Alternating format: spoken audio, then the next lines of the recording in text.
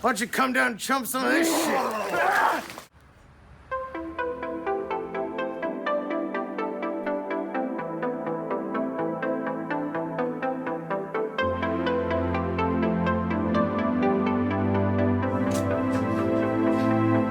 Come out to the coast. We'll get together, have a few laughs.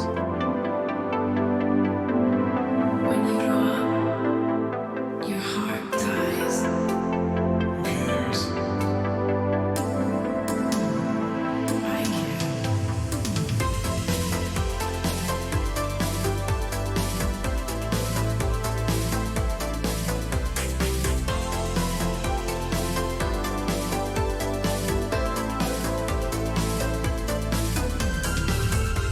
When you grow up, your heart dies.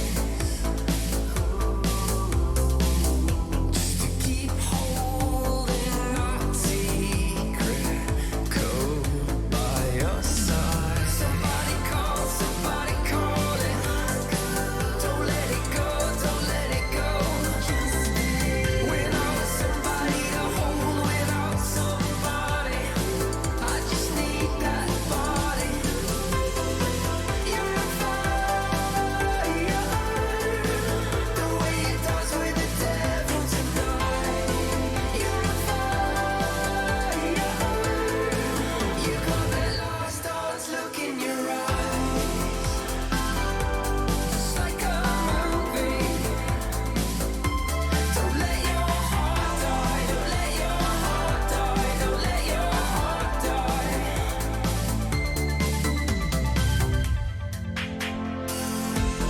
Hate temptation, escape with me. Oh yeah, wow, that's very cool. 17 months. Let's go. Smoke is all that we need. Somebody call it. Don't let it go, don't let it go. Without somebody to hold, without somebody, I just need that body. You're on fire, the way it does with the devil tonight. You're on fire.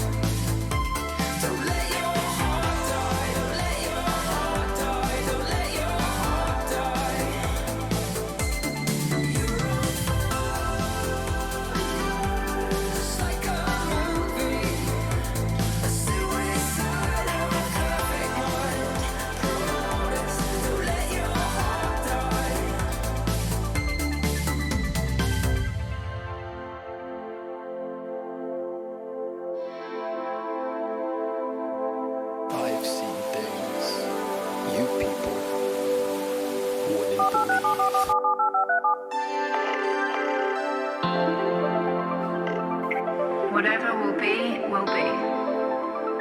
Don't care what anyone else thinks. It'll be okay. I promise. Just keep on keeping on. It's just a bad day, not a bad life. I'll always be there for you. I still have breath in my lungs. You'll feel it when you know. Life is worth the risk. Oh yeah, wow, that's very cool. Yo, yo, yo, yo. Believe in yourself and create your own destiny. Don't fear failure. Keep running on, just hold on, just fight on till the sun goes down. Just remember when you grow up, your heart dies. Don't ever give up. Everything worth doing is hard. Oh yeah, wow, that's very cool. Cool. Is right now. It's okay to feel lost. Live life to the full because you never know what's around the corner. So let's take a part of the world and make it our own. Don't let the bad strips grind you down. You see me. Keep running on, just hold on, just fight on till the sun goes down. Just remember when you grow up. Your heart dies. There's no fate. Hello, everybody. We always have each other. From the four corners of the globe to wherever the fuck you are right now, I'm Will Neff. This is my stream. To yourself. That is still good in the world. Expect nothing and appreciate everything. And I wish you a very hearty hey now. It was all worth it. Hey now. When you get up, your heart dies. What's up, everybody? I'm Will Neff, and this is my stream. It's a real pleasure to have you here. I am just kind of settling back into. Hey now. Hey now. Just kind of settling back into my routine here. You know, doing my best to get my energy levels back up. Wow, I went way too Hey hard. now from Long Island, New York. Hey now. From my hometown of Long Island. Prost. Feel to be you, I said it so hard. I really think I peaked in high school. Wow. Wow. You said that is impossible. You are out of your Oh yeah, wow, that's very cool. First child feels strong, man. high school. We just need a nightlight. Oh yeah, wow, that's very cool. Wow, 5 months has gone quickly, Will. Thank you. Thanks so much, guys. That's very cool. Neff. Thanks for the little hype train to kick things off. Oh, that's very cool. Big Pog. Just kind of settling into my.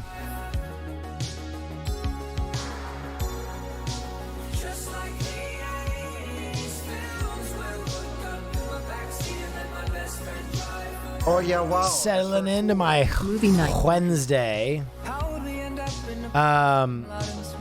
Not long till I am out of here. On my way to Japan. The island is long, but life is short in this. How's everybody doing? I hope you're having a fantastic Wednesday.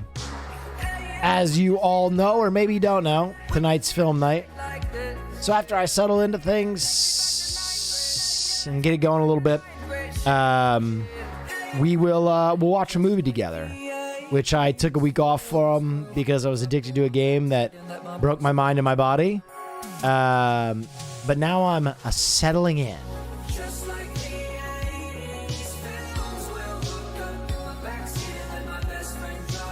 Oh yeah, wow, that's very cool. You fucking slag. You fucking slag.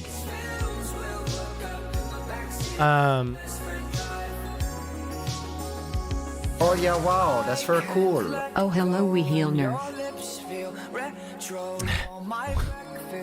Oh, hello, we hail Nerf. We hail Nerf. Good to be here. I'm the artist formerly known as Will Neff, now known as We Hail Nerf. And, you know.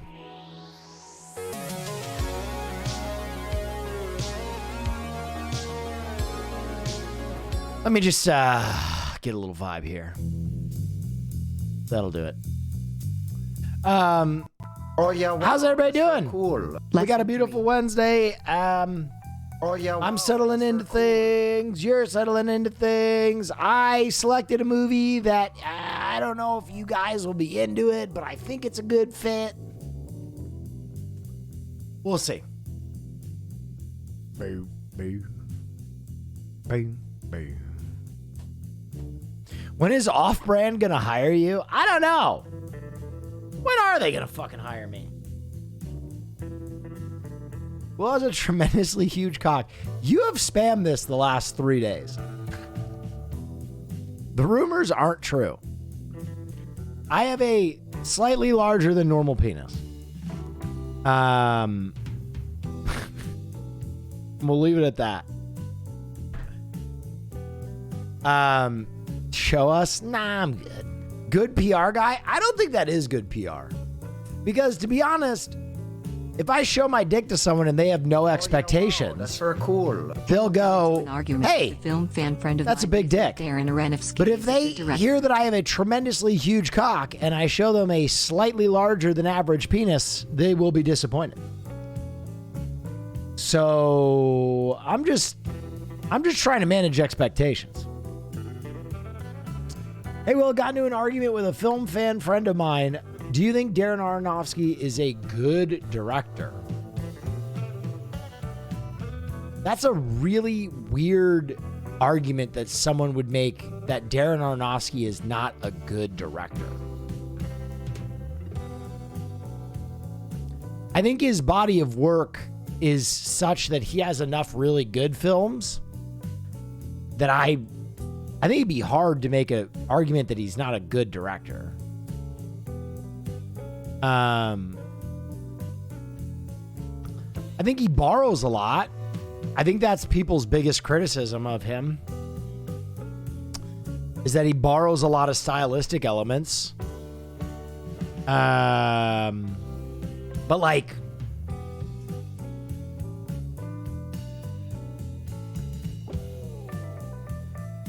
let me take a look at his directing credits. Pie, really good. Requiem for a Dream, really good. The Fountain, really good. Wrestler, really good. Black Swan, really good. Mother, total piece of shit. Whale, kind of undecided on it. I think he's got enough movies under his belt that, like, it's kind of hard to say he's not a great director at this point. Just between Black Swan, The Wrestler, Requiem, and Pie, that for most directors would be like a good lifetime of work.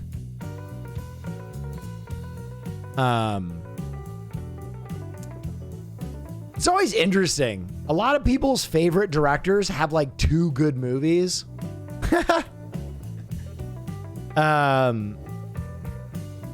Oh yeah, wow, that's I don't know. I think he's a good. I think he's a good director. I think my biggest criticism with Aronofsky is that he borrows a lot from Satoshi Kon. That would be my biggest criticism. But like, a lot of your favorite directors or your friends' favorite directors borrow a lot Spectrum as is well. trying to stop me So- from letting you know that Lauren_G is in labor and naming their kid after USRRY. If you've already seen Spectrum is doxing me. What? Someone's naming their kid after me? Holy shit. What an unexpected honor that is. Here's Johnny. Is she naming the kid Will?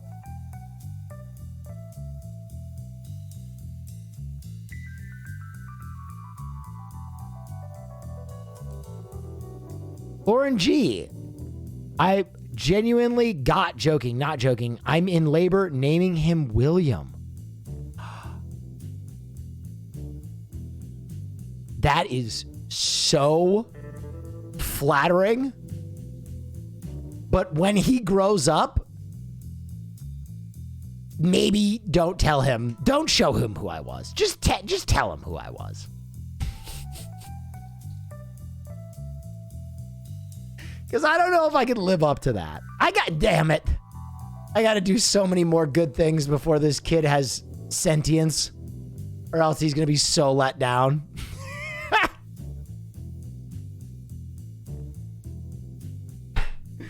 Ah, shit.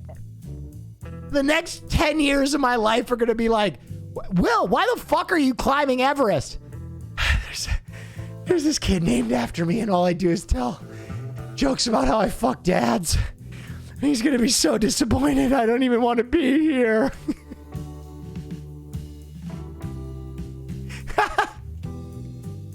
There's no air. Well, that is so flattering. Good luck in labor.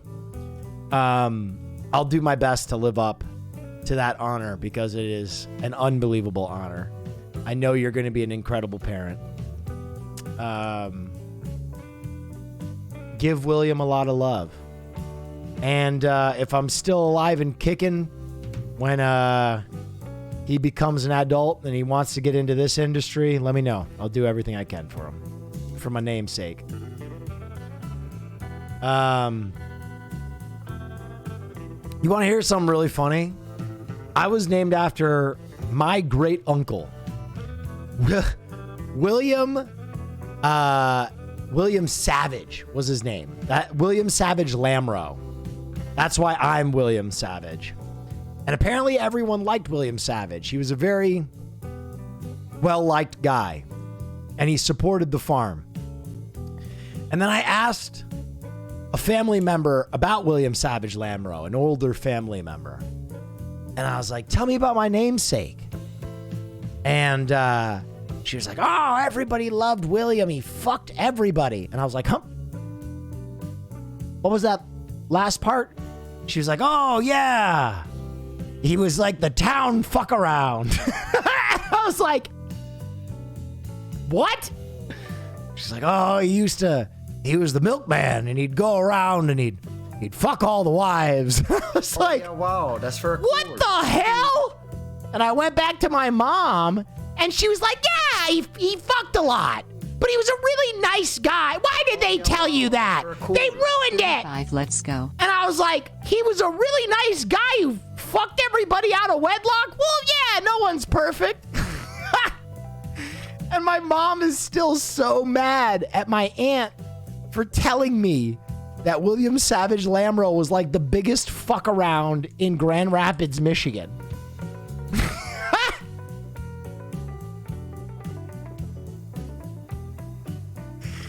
It's genuinely such a funny moment to hear like my aunt being like, oh yeah, he was a patriarch and everybody looked to him. And he was a pillar of the community and he fucked everybody. Oh yeah, wow, that's for cool. 19 months. It's like, oh my God. Oh yeah, wow, that's for cool. Hey now, good to see you. Jesus Christ. Nary, thank you so much. Eggtastic 9000, thank you. Yeah, he was a pillar, all right. Anyway, I'm sure that William will be better than the both of us. Also, oh, Hellbender, thank you so much. It's a lot of juice. Thank you for the 5. Appreciate you. Thank you. Also, William is a really flexible name, right? You can be William, you can be Will, you can be Willie, you can be Bill, you can be Billy. And it's all game. Whatever floats your boat or finds your lost remote, there's a name within William for you. So I was always a Willie growing up. Little Willie.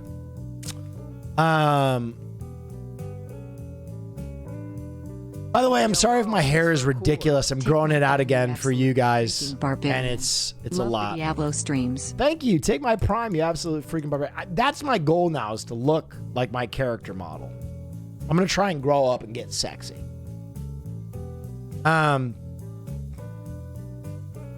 Okay, ladies and gentlemen, I thought I would do something rare for film night tonight. I'm going to give you guys an option because I don't know if this film is too fresh. But as you may or may not know, That's very cool. it's Sexy Willard. it's gay month, and I kind of want to watch gay film. Oh yeah, wow. That's very cool. So one of my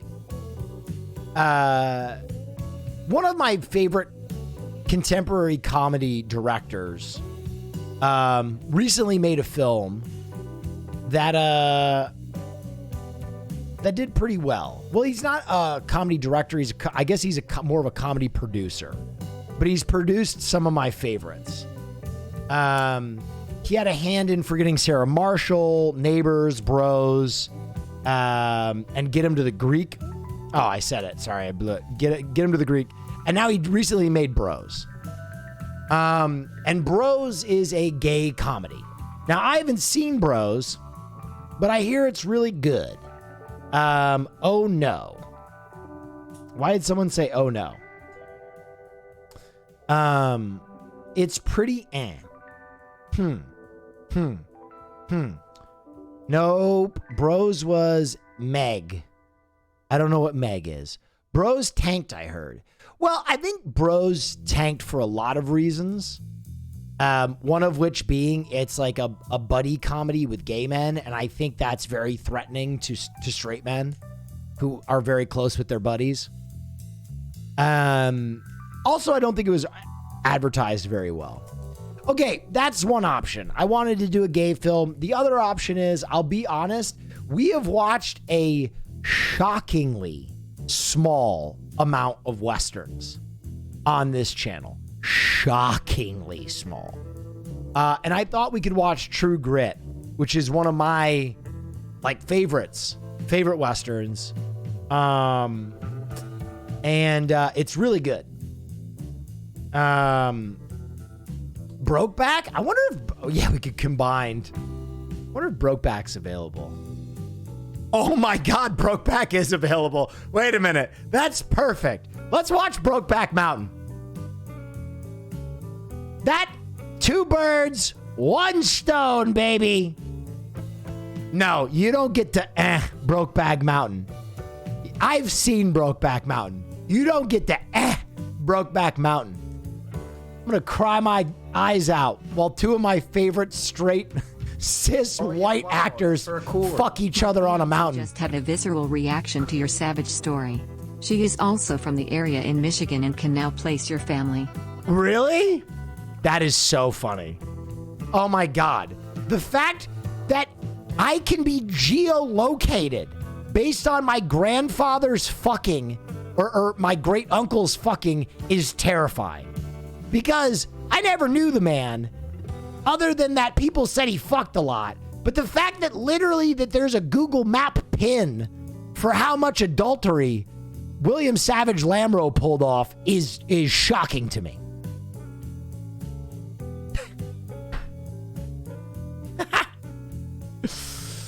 Well, have you seen Ari Aster's new film? What film did he just make?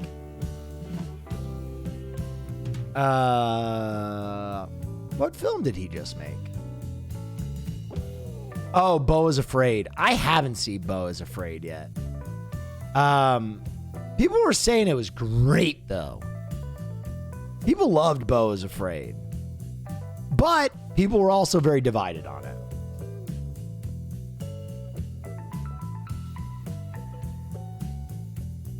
It's insane. Yeah. Oh yeah, wow, that's very cool. Hi, William. Hello. 11 months. Hello. Anywho, ladies and gentlemen, I think we're gonna watch Brokeback Mountain tonight. That sounds great. That's a great Pride film. You know what? I need to have a good cry anyway. Oh yeah, wow, that's very cool. Holy 26 months. I need to have a good cry anyway.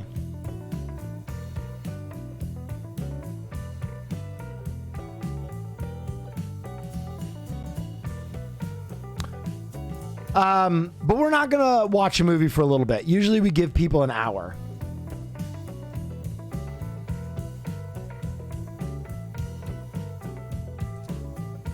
Have you seen the new Rubik's Cube world record? No.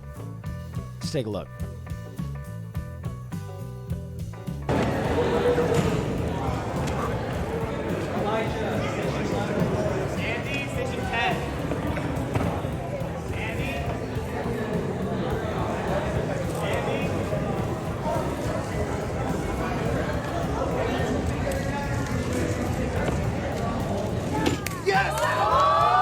Holy shit. That's very cool.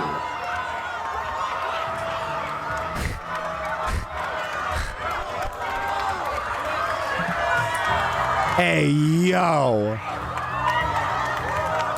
You ever solve a Rubik's Cube so fast that a child's gymnasium turns into fucking Travis Scott Astro World? Look at this shit. Look at these kids. Look at this. He blew this kid's fucking mind, dude. He blew this kid's mind. Oh, shit. This kid comes over with the camera. Oh, my God. Look. Oh, shit. This guy's literally clearing out space. He's like, don't touch it. Don't touch it.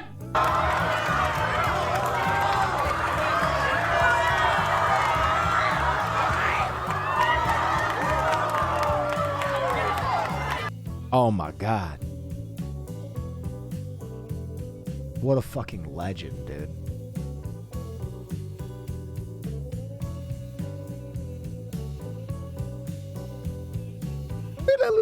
Also, I want to say, I'm so juiced. Hassan is playing Final Fantasy. That's my shit. That's my shit, dude. I did it to him. I incepted it. He hooked. The demo was so good. Oh my God, the demo was great. And he knew RFS. I don't know what RFS is. Roll for sandwich. Yes, there is. Afternoon D&D, TikTok, and beyond. And I love how we start every stream with a roll for sandwich. Beside my lunch. Let's go. To celebrate the release of Dano's new cheesening, this is going to be a grilled Dano's new cheesening. Yo, my man gets more endorsements than I do. He's always got so. How the fuck is he moving so much product through this? cheese special. Some of our roll lists will look a little bit different, and there will be melted cheese 100% guaranteed. Cheesening is a Parmesan cheese and Italian herb seasoning that goes great on pizza, pasta, and more. God damn. Seasoning.com to snag some for yourself. Now buckle up because it's about to get cheesy. Let's start things off with our bread roll. 1. Elephant ear. If you're not familiar, an elephant ear is a fried piece of dough. What? Covered in cinnamon and sugar that is commonly available at carnivals and fairs in the summertime here in the United States. Am I the only one who hasn't had an elephant ear? I've had a lot of dirty carnival food. I've never had an elephant ear. They're so good. Oh yeah, wow. That's 20 months is crazy. 20 months is crazy. It's just called fried dough. Yeah, I got, dude, fried Oreos and fried Snickers are the best food in the world. I would stand by. You can taste that you're dying, right? Like every time you eat a fried Oreo or a fried Snickers, like, you know, it's like you're flying too close to the sun. I always feel like Icarus. Like I'm like, I've gone beyond what mortal men should be able to taste. I was at one such carnival yesterday and could not resist picking one up for the show, so I'm glad I rolled it. Next up, let's roll 2d12 for cheese. 3 provolone, and 6 Munster. These two Wait, cheeses is he have- eating a day-old fried elephant ear? This is going to be stale as yeah, wow, dick. that's for a cool. Fried food does not keep. Fried bread especially. complementary flavor profiles, and both melt decently. Nothing particularly funky here, and they're mellow enough that I think the cinnamon and sugar should work. Now we're going to hit it with our Dano's Cheesening Cantrip. Unfortunately, it may clash with the cinnamon and sugar, but that is the conceit of this special. If it doesn't work, we'll have a couple more chances in following episodes. Damn, Dano's really shelled out. Multiple episode sponsor? All right, now let's roll 2 d20s for add-ins.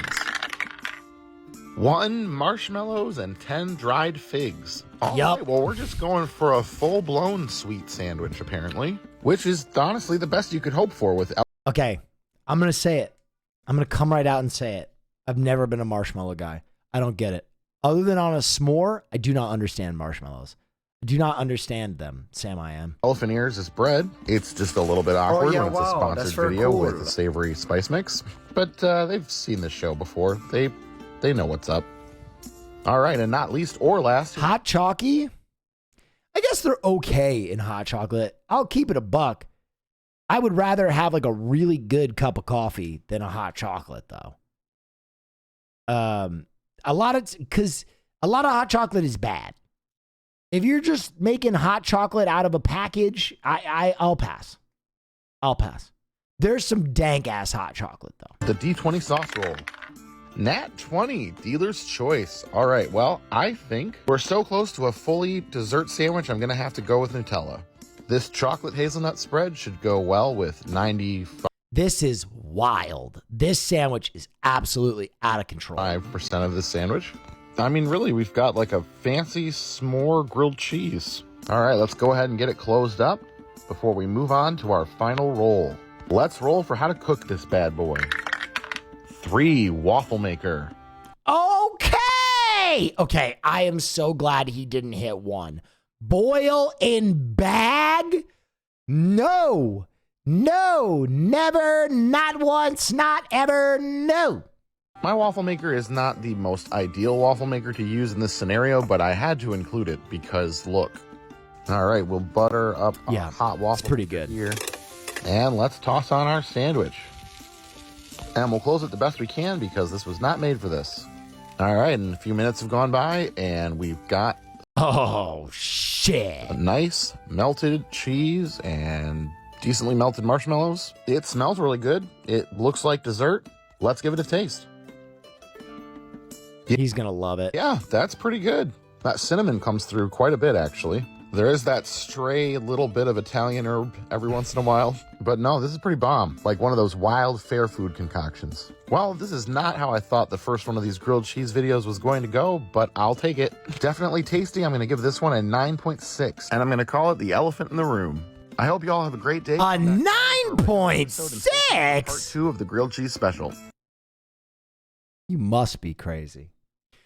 Guys, tonight I had something pretty funny happen. I felt real bad though. Caroline wasn't feeling great, so I ordered her some pho. And I don't think the delivery guy knew it was pho, so he was like hustling, and I think it turned over, so the bag was wet. And I saw him getting out of his car, and he was like looking at his phone. He was like looking where I live, and he took one step and pulled the bag really hard, and all the food just went flying. The bag ripped, and I was like, "Oh no." It was so sad. I was just looking at him and he's like, "I'm sorry." I'm like, "It's cool, man. It's all right. Don't stress it." Anyway, new MI behind the scenes. Mission Impossible much? We came to Rome to shoot a chase All right, I like a little behind the scenes for something Mission with a lot Impossible. more ambition and unpredictability that we haven't had in previous chases. We'll be screaming through the streets of Rome. Bro, I'm sorry. I've seen this scene. It was in John Wick 4. Literally the same fucking road. Screaming through the streets of Rome. Motorcycles, cars. Everything that we shot is completely practical. We're doing it right. It all comes down to one thing. How do we involve the audience? I just want to give them that thrill. bam, bam, bam, bam, bam. Let the city tell us the kind of chase it was going to be. Traffic in the city is notorious, and the cobblestone streets make all of the driving unpredictable. Oh. Best part is Tom and Haley, they're handcuffed together. People are chasing us. Yes, they are. You're driving. Tom had to drive one-handed cuffed, for real. No cheating it. The key is... No cheat. Wait, why wouldn't you cheat it? I get Tom's doing his own special effects, but god damn.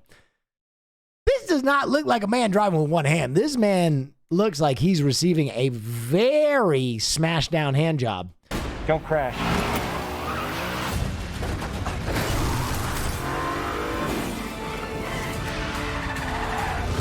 You're mashing it. Where's that person?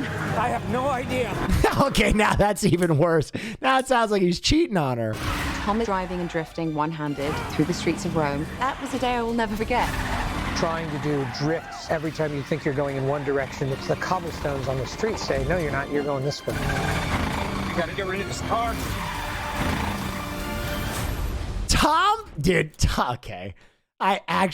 Tom is so goddamn charming. What the fuck? How is this man Tokyo drifting with one hand? He's good at everything. God damn it. I might join Scientology. Tom and Haley ditched the car for one of their IMF vehicles. Suddenly, this tiny little Fiat 500 comes out of nowhere. We built this Fiat 500 so that it would be faster.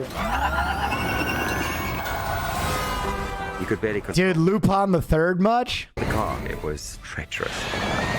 The Fiat, that was wild. Some would even say the car is possessed. I don't think we could have made a sequence that was more difficult to shoot if I had gone out of my way to do it. It has really amazing results.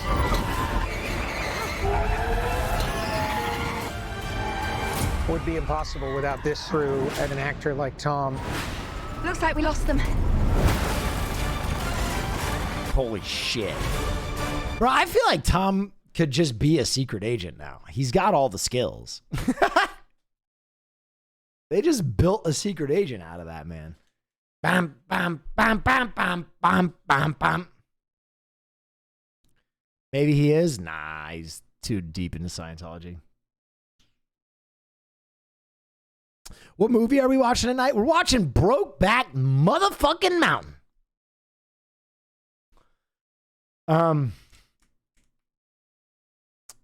Vin Diesel could have been De Niro. I always see these Vin Diesel clips. Even get into that. Where do you start? Yeah, where did you start? Breakdancing. He started breakdancing. Hi, I'm Danny Boyd, and this is Cinema Sticks, a celebration of film and film form. Forget about it. Don't exist. I'm seeing this girl for like 3 months already, right? I bring candy. So the other week... Is that him doing his Sylvester Stallone impression? One of my all-time favorite movies. And famously, Vin Diesel's first leading role in Hollywood. Do you talk? Despite only speaking 53 words across the whole thing. Blah, blah, blah, like that? Can you do that? Blah, blah, blah? But in my research for that video, I was reminded of film director dude, some people's minds were just blown. Vin Diesel is the Iron Giant. Interviews. And with Vin had just done a short film that I'd seen called Multifacial. And it was a wonderful demonstration of his fluidity as an actor. I didn't know people could turn into other people. I didn't exactly see it that way. So I went back and watched it.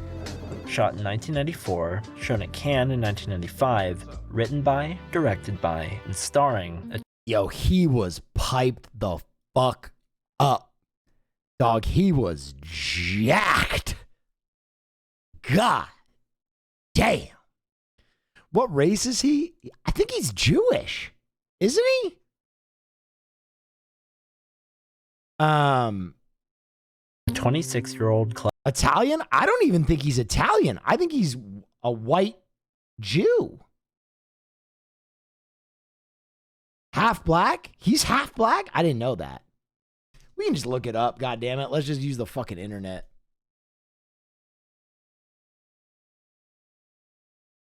What race is Vin Diesel?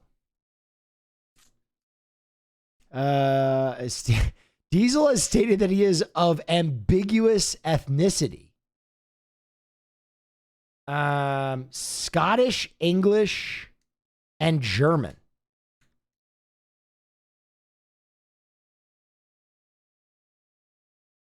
Although he is said to be part African American, the actor is unaware of who his biological father actually is, and his mother isn't sure of his father's full ethnic background.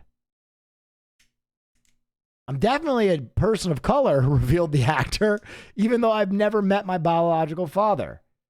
The man that raised me was a black man, though, and he's who taught me who I am.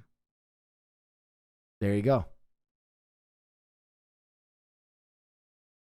Club bouncer from New York City, Multifacial is Vin Diesel's slice-of-life story about an actor who struggles to land jobs because of his mixed ethnicity, where his racial ambiguity doesn't place him neatly enough into any one box. Sam Sinclair. Hey man, I'm gonna be honest with you. You're a little too light. I mean, I could read you, but you're really too light. That's all right. I actually appreciate honesty. In a pre-Fast and the Furious era of Diesel's career, it was a story about him.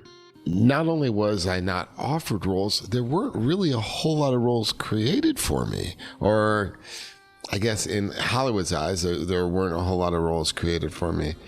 Thanks. And so Diesel did what he had the power to do. He created a role for himself. Inspired by a shorts festival he'd gone to in New York with a friend, I think Vin Diesel catches a lot more shit than he deserves because of the Fast and franchise. But people forget, like, he was actually pretty good in what was it, Perfect Dark? Or what was the name of the movie where there's like aliens? Riddick. But what was the first Riddick film? Pitch Black, dude. Pitch Black is such a good sci-fi movie. Put on camera his strengths and convictions as a performer and his passion for and frustration with the art and industry of acting in Hollywood. Also amazing in Saving Private Ryan. Yep. Over a night. And Iron Giant. I wrote Multifacial. Boiler Room. In my bathroom, staring at the mirror. A 20-minute film that would spur one of the highest-grossing acting careers in history. I wrote. That's so wild. But let's back up a second. Being a bouncer, where you're also going out auditioning on stuff? The reason why I was bouncing is because I was auditioning during the daytime. Mm-hmm. Well, what kind of things would you go out for? Anything and everything. I walked by the Ed Sullivan Theater 1,000 times trying to get work. As an actor, going up to the SAG office and looking on the bulletin board for any kind of audition for extra work. You remember? Which Vin Diesel would at least sort of get. That is so funny that Vin Diesel was wearing a Diesel long sleeve right there. That is so goddamn funny that Vin Diesel wears Diesel. Chica4273, thank you. Was a background gig in the 1990 Robert De Niro film Awakenings. That's him in the back, hidden behind the bar. Wow. And then there was his commercial work. I did the Toy Fair. That's right, folks. Street Sharks! Oh my God! Vin Diesel sold Street Sharks? I don't take no shit from anyone. He's Wait, so Vin Diesel is just Steve Martin from The Jerk?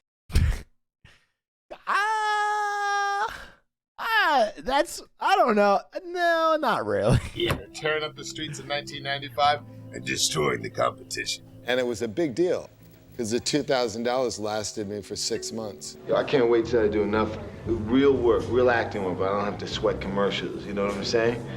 I mean, you're not gonna see like Pacino doing potato chips or Denzel doing donuts. Man, as long as I get paid, I don't care what it is. Oh, yeah? Multifacial would fundamentally reflect Vin Diesel's early tug-of-war between the Hollywood dream and the Hollywood grind. You know what, for soap right now, there are a couple of parts you'd really be good for. Nah. $2,000 for 6 months. I mean, he's probably saying like he supplemented his income with it, guys. Like he probably supplemented his bouncing job with it, and that $2,000 he was able to stretch a long way. I'm not really into doing soaps, I'll be honest with you. It's not my idea, I'm really. ballsy. I don't take no shit from anyone. Yes. Street sharks or biker mice from Mars?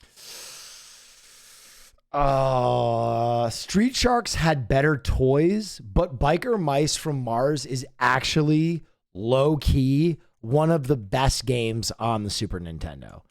Biker Mice from Mars, their Super Nintendo tie-in for some reason is like one of the few games that actually competed with Mario Kart. It was unbelievably good. Let's rock and ride. The acting. You know what I mean? You gotta make a living. Yeah, but look at Marlon Brando or Sidney Poitier. They didn't do soaps. I come from an artist housing in New York City. So everyone was an artist. My father was a theater director and an acting. Neither holds shit on Pirates of Blackwater. Pirates of Blackwater was good. Pirates of Blackwater was actually a show, though. Don't forget about SWAT cats. No, those SWAT cats sucked. But Biker Mice and Street Sharks were, and SWAT cats were all Teenage Mutant Ninja Turtle clones. Pirates of Blackwater had nothing to do with that. It was a really good cartoon from the era. So it's like saying, yeah, like neither like have anything on Dexter's Laboratory. It's like, I mean, totally different category. Oh yeah, wow, that's very cool. But my mother, when I was about 25 years old, wow, that's 20 very years, cool. Thank you so much. While you were got in me hell. this book called Feature Films at Used Car Prices. And it more than anything empowered me so that I could feel like, since nobody was writing a role for me, Cowboys of Moo Mesa. Cowboys of Moo Mesa actually had a pretty good video game too. I could write my own. Yeah, I did the monologue you gave me. Did you end up hitting 100? Yeah, 48 hours ago. Yeah, I told them it was a true story, but couldn't I have been a little less offensive? I mean, they probably think I'm some misogynist, homophobic Guido. Don't worry, they definitely thought I was a Guido. See, that's what you assume, chat. Shame on you. He read you. Read. He read you to filth, chat, 20 years ago. The film is essentially bookended by two long-take audition monologues, each touching on the convergence of identity and performance in acutely different ways. It's my girl that's a problem, not him. So, like, I'm not a queer. The first, brutish, derogatory, disingenuous, someone else's words, someone else's story. My girl out by her hair, and oh, do I throw her a beating? The second, oh yeah, quiet, wow, that's very cool. introverted, personal. My dad was a black actor.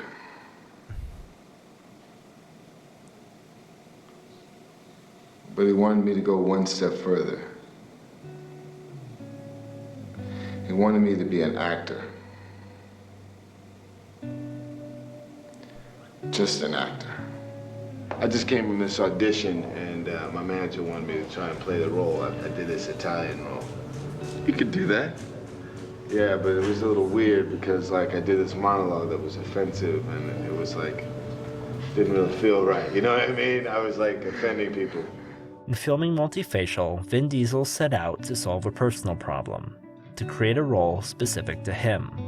But the movie scratches at the surface of a... Someone said, huh? Man, you gotta know, in 1992, they were not as kind to actors of color of any race other than white people.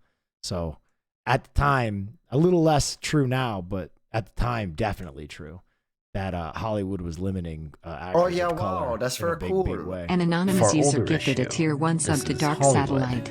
Where you're cast on looking the part, not on being the part. Mike, can you speak Italian at all?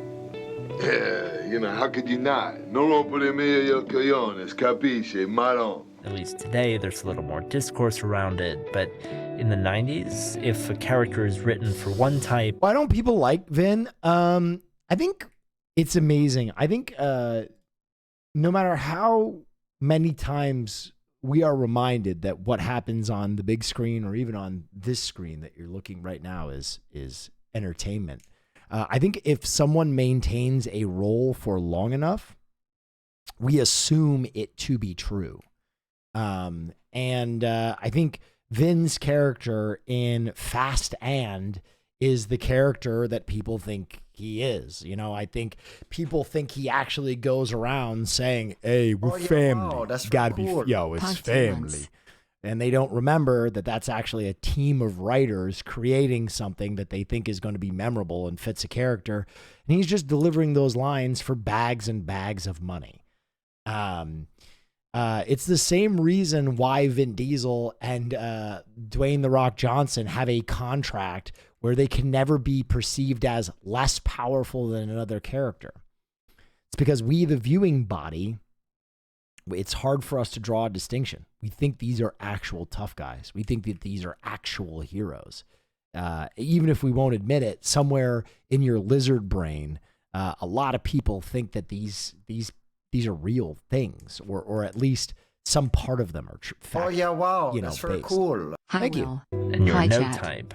You end up reading for parts you're not meant to play, which can lead to stereotypes. And not you to go for that, huh? Look, that was and the imitations of stereotypes. Now we do. And my business is our bread and butter. And don't you ever forget He's doing the Al Pacino mouth. that. Muchacho, ¿por qué no te tienen que vender esa porquería? ¿Ah? And even when you do put in the work, it doesn't always matter. Well, that was impressive. We're supposed to be looking for a long hair type. You are? Yeah, someone with dreadlocks, poorly short hairstyle. But we were looking at some other types as well. Right. You know, when you're a musician or you're a painter, you don't need anyone's permission to be artistic. When you're an actor, you depend on other artists before you are ever given the opportunity to be artistic. You need a great writer, you need a great director. And I wanted to start filling some of those hats in service of my initial passion, which was acting. Hey, didn't I tell you about doing shit like that? That's why I don't... It was Vin Diesel's ultimate ambition with Multifacial that it helped him to get funding for a feature-length film he'd written called Strays. This guy was doing shit. What the fuck is so fucking funny about that? Why the fuck would that be funny? A project he'd been trying to find financing for years, but it didn't work. You would have done the same shit, man. Not now. Not now. And I didn't get any money, so I had to start working telemarketing and save money for a year. Wow, that's very cool. $47,000 to make a film called Strays. Hey. Strays is a romantic drama Diesel made in 1997 based on his bouncing days. He would eventually take it to Sundance and try to get it sold, but that didn't work out either. Until? I come back home, I'm like, oh my God, I didn't sell this movie. A couple weeks later, I get a call from Steven Spielberg. And he's Saving Private Ryan. A movie called Saving Private Ryan. Damn, bro. Can you imagine you're working as a fucking telemarketer to stay afloat in your acting career, and you have a missed call on your goddamn answering machine from Steven fucking Spielberg? With a guy named Tom. Steven Spielberg had seen Multifacial. He'd seen Strays, and he writes Vin Diesel a part in Saving Private Ryan a month before production begins. He's good. I love him. He had just filmed Private Ryan, but it hadn't come out yet, so he was really kind of an unknown when we got him for Iron Giant. Someone on our staff and then he was him gone, said, bro. You should check this guy out. And then he was when gone. He came in and I saw Multifacial. I thought he had an amazing voice and amazing. He was great in Saving Private Ryan. Yep. Guy. Yes. Between Spielberg and Brad Bird, one 20-minute short film shot over 3 days for $3,000 became the calling card of one of the biggest future stars in the world.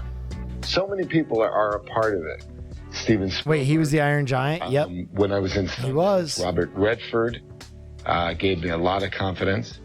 So many people, Tom Hanks gave me a lot of great advice. So many people have been helpful along the way. I'll be with you in a minute, all right? And to sum it all up, if you can't do it all, do what you can. I'm Danny Boyd. Thanks for watching. So I'm really glad that I watched that, because there is a really important point in there that I talk to you guys all the fucking time about. All the fucking time. The point is this. There are so many people who come in to this channel and they ask me, Will, how do I get my script scene? Will, how do I get my film scene? Will, how do I make it as a creator, a streamer, a this, that, the other? You'll notice something. Even in Vin Diesel's short film, when other people had to make the decision on him being a creative, the answer was no, because people's perception are so limited, especially people that have money given to them to create things. They're wannabe creators, right? Producers always will be wannabe creators, always. Ultimately, what sprung Vin Diesel was the willingness to move past someone else taking a chance on him and him taking a chance on himself, right? So basically, what I always say is when people say, how do I make it on Twitch? How do I make it in film? How do I get my script scene? I say, finish it. That's very cool. Make it. Family. Because you never know who's going to see your work. You never know what small project is going to turn into your launching point. And for him, ultimately, it was that movie Multifacial where, it kind of came and went. It had a moment at Sundance, but you never know who's watching. You never know who watches a project and goes, damn, there it is, right there. So make stuff. Continue to make stuff. Always make stuff. Because ultimately, that is going to be what makes your career, not someone else. The things you make, not the things that someone else says you're capable of. I'm ballsy. I don't take no shit from anyone. Yes. Hi, Will. I got out of an abusive relationship at the beginning of the year, and now the thought of dating again exhausts me. Sure. I worry that I will just get hurt again, and I wanted your advice on how I can get out of that mindset and trust people again. Oh, yeah, wow. Yeah. I would start with some very casual things then. I would go into the dating world or the dating pool or even interpersonal relationships. Going through a rough patch, need this stream. Thanks for everything. Hey, no worries. Neff. With very low expectations, right? Like the next time you ask someone out to coffee, you're like, hey, I just, I want to keep this very cash and just make sure that the expectations are low. And I think when you can build up to like bigger events and larger things in your life, it'll be less stressful after you've kind of worked your way back into doing small things. So, go do some low stakes shit. Go to a Dave & Buster's, go get coffee, that kind of stuff. Also have some casual encounters. I think it's very scary with the idea that someone's going to control your life. So you need to get to a place where you trust yourself that if you end up in another bad situation, you're going to be able to get out of it and you're going to be able to read those signs. Now that is a lot easier said than done, but just give yourself time. It's going to be there. And you're going to be stronger than you were last time, even if it doesn't feel like it. All right. Oh, yeah, wow. Madman, cool. What's up? Will, you're super inspiring. After hearing you talk about workout last night, I felt the push to finally sign up. Nice. So a girl I met last year hit me up last week saying she's in a relationship. Sure. Would love to catch up as friends. Yep. She immediately starts flirting and we end up sleeping together. Sure. I made sure to check in with her every step of the way, but these mixed signals are messing with me. I'm not interested in cheaters, but now I feel like an idiot. Got any advice? Excited for movie night BTW. Mixed signals? She sent you the entire mixed pussy, bro. That's not a signal. You were fucking. Listen, ultimately, for a lot of people, unfortunately, the taboo or the scarcity of another person becomes very desirable. There is a certain type of person who likes to fuck people in relationships. Why? Because there is a lot less stress to it. Perhaps the reason she wanted to fuck you is because she is in a relationship and she doesn't see a future with you. And so she doesn't feel the stress of like, oh, if I fuck this person, it's going to go this, that, and the other place. Or maybe she just got off on the idea that she wasn't supposed to do this. Either way, I would just enjoy it for what it was and move the fuck on, because you already know what type of person this is. And if you find yourself in a relationship with them, they're probably going to do the same thing to you that they did to the person that they were in a relationship with when they fucked you. So, yeah, you got some good taboo pussy. Chalk it up as a win and move on. Don't lose any more time on it.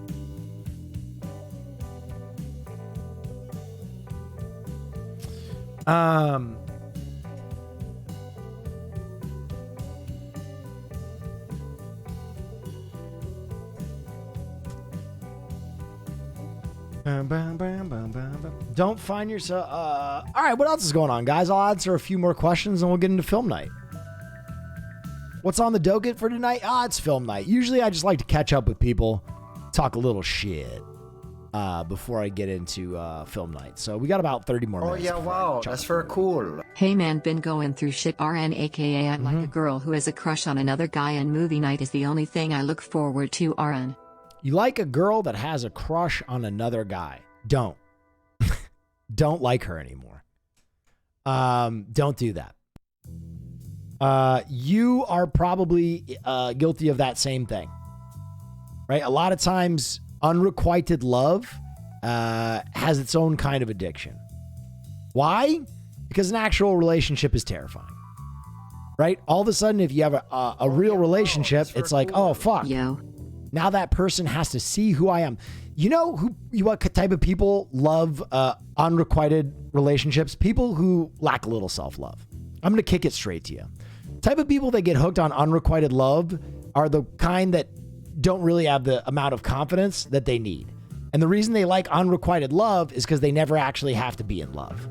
They never actually have to be honest with that person or genuine with that person. And they never actually get to see who that person actually is. They get to construct who they think that person is in their head. Perfect, no flaws, wonderful. And they don't ever have to share a bedroom with them where they'll fart or burp or not take the garbage out. Because in their head, they're perfect. You've constructed a person. You have no idea who that girl is till you've actually spent time with her, intimate time with her, right? Even with your dating, when you're dating, you really don't know who someone is. First 2 months of dating is theater, bro. First 2 months of dating, you go like you have to shit and you're like, oh my God, I spilled some soup on my hands. I got to go wash my hands for the next 15 minutes when you're on a date. When you're shitting your brains out at an Italian restaurant, right? It's theater. You're lying. So it's all right to be attracted to someone. That's fine. It's all right to have a crush on someone. It's all right to have interest in someone. But don't pursue someone who's not pursuing you. You're wasting time.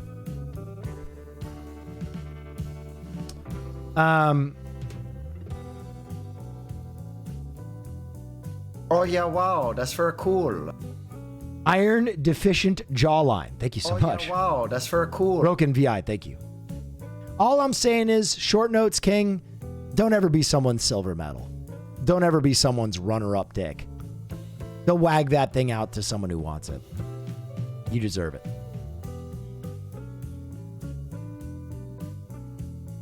Are you going to the famous sushi spot in Japan? Yeah, wow, well, I'm sure there's only one. Shit at the table on the first date. Check.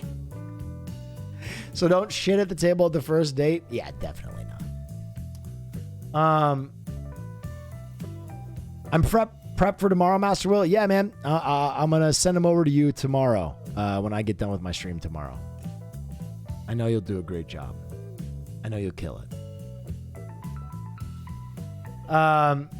Oh, yeah, wow. Shit's more complicated, too, because she says she doesn't want to have a crush on the other guy. No, that makes it even easier. She wants to keep you around like a pet. Sometimes people like to have someone that's attracted to them to just build up themselves because it makes them feel better, right? And that's how she keeps you at arm's length. That's even more obvious to me. A lot of women who go through a breakup will do the same thing, where they'll just keep you around enough to know that someone still carries a flame for them. It's very self-assuring. No one actually operates like that, though. No one actually is like, oh, I don't want to be attracted. Oh, I don't want to be attracted to this person. And oh, he fucks my brains out and I'll tell you all about it. You're a pet. Don't do that. Next time she starts talking about her attraction to this other guy, be like, you know what? I'm good. Can we talk about something else? Watch how her face moves. It's going to blow her fucking mind. Because then your usefulness to her is probably going to be gone. I doubt she's as nice when you tell her you don't want to hear about the other guy who's fucking her.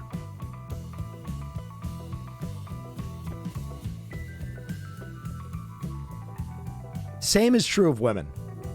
Don't tolerate a guy who does that.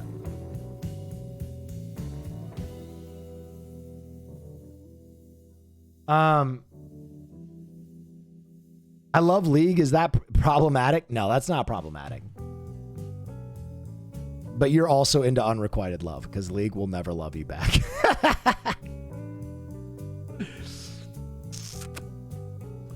Since Donna is trapped in the G4 building, will her sister Daphne rescue her? No, Donna's not trapped in the G4 building. I own. Oh yeah, wow. I own Donna. Cool. Yeah, gifted a tier 1 sub to Crimson _ I own Donna, and Donna will come back, but something else is coming back first, very shortly. So yeah, I'm working on stuff, guys. I got a full schedule. All these things take time. Yo, what up, Will? Longtime fan. Just wanted to say I appreciate your content and humor a lot. It helped me through some dark times for sure. My favorite stream memory is that time you got diarrhea all over your dick and balls. That didn't happen. I don't remember that stream.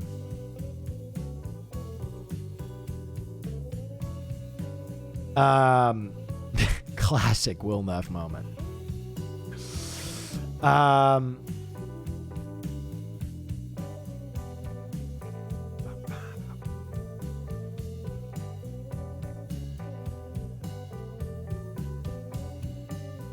You were pretty drunk? Yeah, I must have been.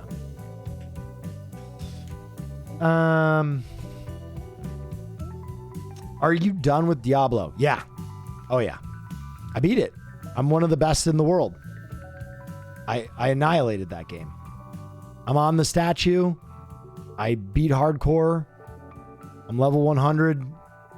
Nothing else to do. Beat it. Done. Over. Done and dusted. Best in the world. You made it on the statue? Yep. Left Ness in hell? Bro, I played 2.5 hours today with Jay Dilla during the day. Ness only woke up at like 6 p.m. I've been around to try and help those guys. It's just brutal. They slowed everything down even further. How long will you be in Japan for? 9 days.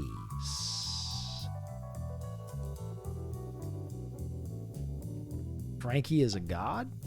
Hello. I have no idea who this is, and it makes me nervous. However, I will show this one still frame because it says toe rings, and that's awesome. Bro, how much experience was it to get to level 100? Like millions and millions and millions and millions.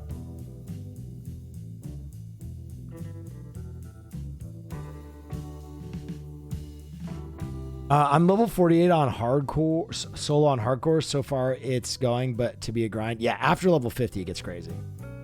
Will you find a pizza vending machine? Yes. What's the movie? Brokeback Mountain for Pride Month. German Spider-Man?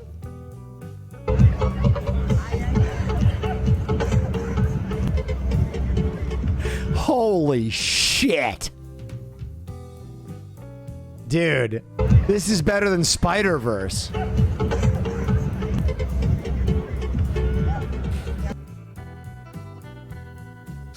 It's better than Spider-Verse.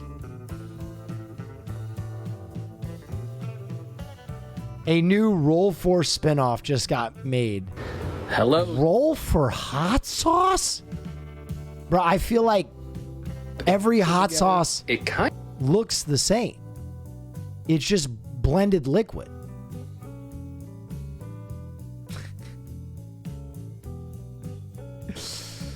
Bro, you gotta see this. What is it, Nandre?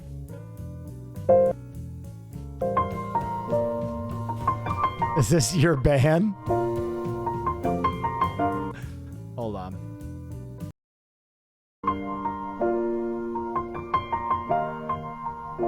It's been a long day without you. If this is a fucking poop sock, And I'll tell I swear to God. about it when I see you again.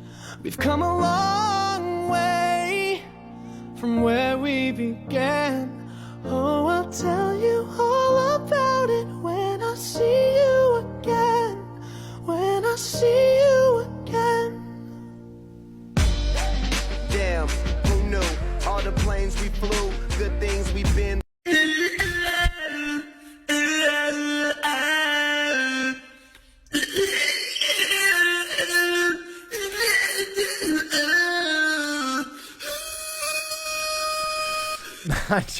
Nandre, I swear to God, bro, you're becoming like the cake videos of poop sock.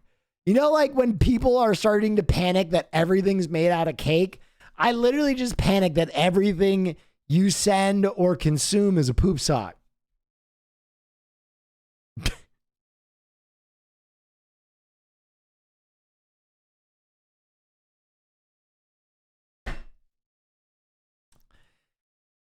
And I'll tell you all about it when I see you again.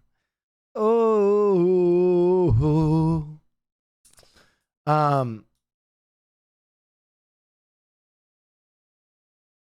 Jason, what are you sending?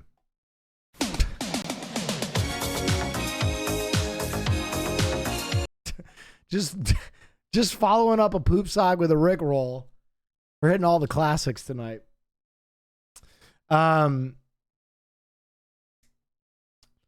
Slightly offensive bowling animations. Slightly offensive bowling animations. What is? What's something that's offensive and makes everyone angry? Look at that! Oh my god, that ending! We are here today to kick off another challenge to make something that I've made. Animation. Ooh! And everyone. Animations. Check out. Oh yeah, wow, that's very cool. Very cool. There you go, Kyle. Oh yeah, wow, that's very cool. Too fucking rules, very boring.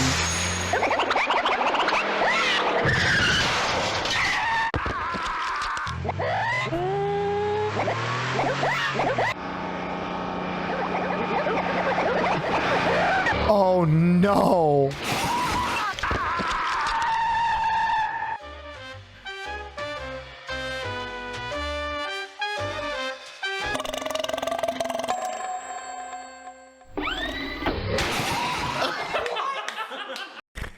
Holy shit. Oh my God. I see the thumbnail for the other one and it's a 9/11 joke. Jesus Christ. Holy. Wow. Wow. Wowie wow.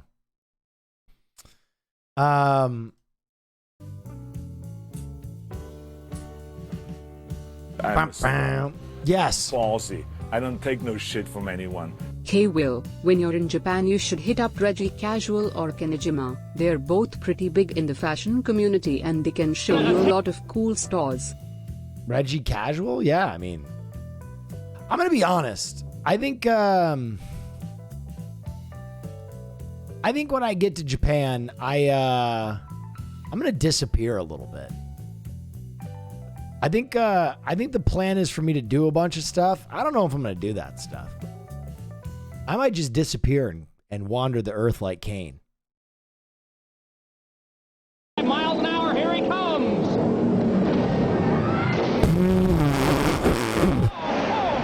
demolishes the front end of that off-ramp and sheared off his front wheel. Woo. Let's see if he's all right. Take pics. I don't like taking pictures whenever I'm on vacation. I don't really do it. I like to be in the moment. I don't like to take pictures. I don't like to post pictures. I don't like to talk about it. 26-year-old Jimmy Kufis. Paramedics and members of the fire department on hand for safety precautions. Paramedics climbing inside the bus now to check on Jimmy's condition. A world record bus jump. Really amazing when you consider Jimmy has done nothing to approximate this stuff before.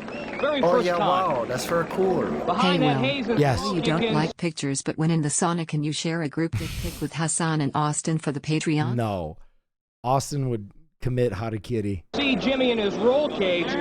One of his concerns about this jump was weight distribution. That back end of the This is so stupid. more than the front, and he didn't want to hit rear end first. You watch this replay, you know that's not a problem. Oh my God. He came in like halfway on the tires and just ripped them off. But he is short. Not enough speed in that ramp. Wow, demolished. Holy. You all right? Jimmy making his way out of the rear end of the bus. Holy shit. Listen, if I do my job right, Hassan will do as little streaming as possible. If I do my job right. Because obviously this is supposed to be a content trip. If I nail it, he'll barely stream. That's the hope. Holds a world What is this?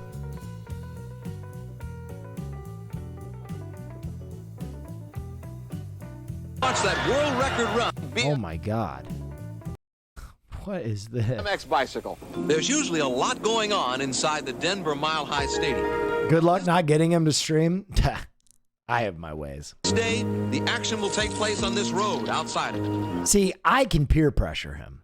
No one else can. But because I knew him back in the day, my peer pressure works. 20-year-old Jumping Joe Hendricks presently holds the world record for jumping over 7 cars on a bicycle. Now he's preparing to do it again. The first step is to assemble the ramps Joe will be using for both his takeoff and landing. One flaw could mean disaster, so Joe must test the ramp as well as his bicycle to be certain everything has been aligned correctly. Joe makes a few last-minute adjustments. Oh, thank you. His custom-built bicycle as the cars are now driven into place. In moments, they'll find out if Joe is capable of matching his own incredible world record of jumping over 7 cars in a single bound. He's all set to go now. And he's off. Holy shit. On his approach, Joe must reach Is this Hot Rod? miles an hour if he's to succeed in clearing all 7 cars.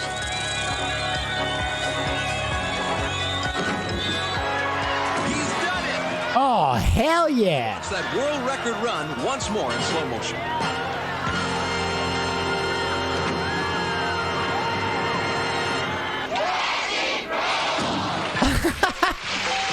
That's incredible.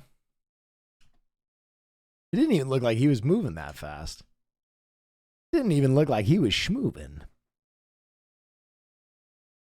The greatest game since the resurrection of Christ. I am Jesus Christ. Many people have attempted to write about the things that have taken place among us. Reports of these things were handed down to us. There were people who saw these things for themselves from the beginning. They saw them and then passed the word on. Walk on water? Oh, shit. I myself have carefully looked into everything from the beginning. I'm Simon. This is my brother, Andrew. We're trying to catch fish. But I'm afraid the wedding appears to have a small issue. I don't know, but I thought you might be able to help. God, this would be so fucking hype if this turned into Assassin's Creed game. Just like 10 minutes in, they gave Jesus a wrist blade. Jesus of Nazareth, you have all the skills. Oh.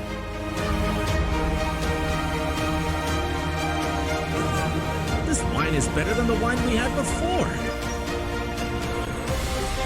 Oh my God. Lazarus. Please, Lord, just heal my son. Oh my.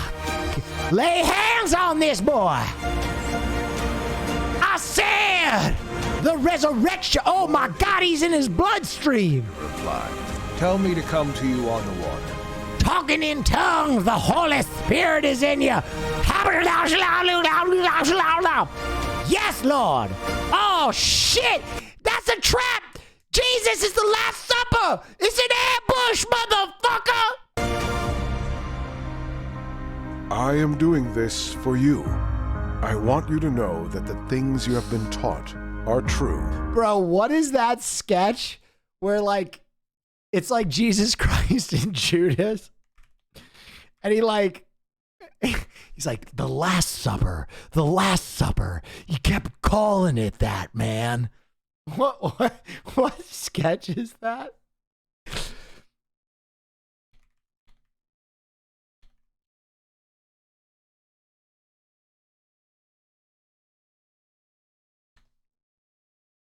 Yes! Dude, this is fucking classic. This is fucking classic, bro. Hold on. This is great, Jesus. This is my body. Take and... Oh my God! Peter! He's dead. He's dead, Judas. Let's get the fuck out of here. Can't you bring him back? Isn't that something you can do? They shot his fucking head, man! That's not leprosy! Let's go! Oh my God!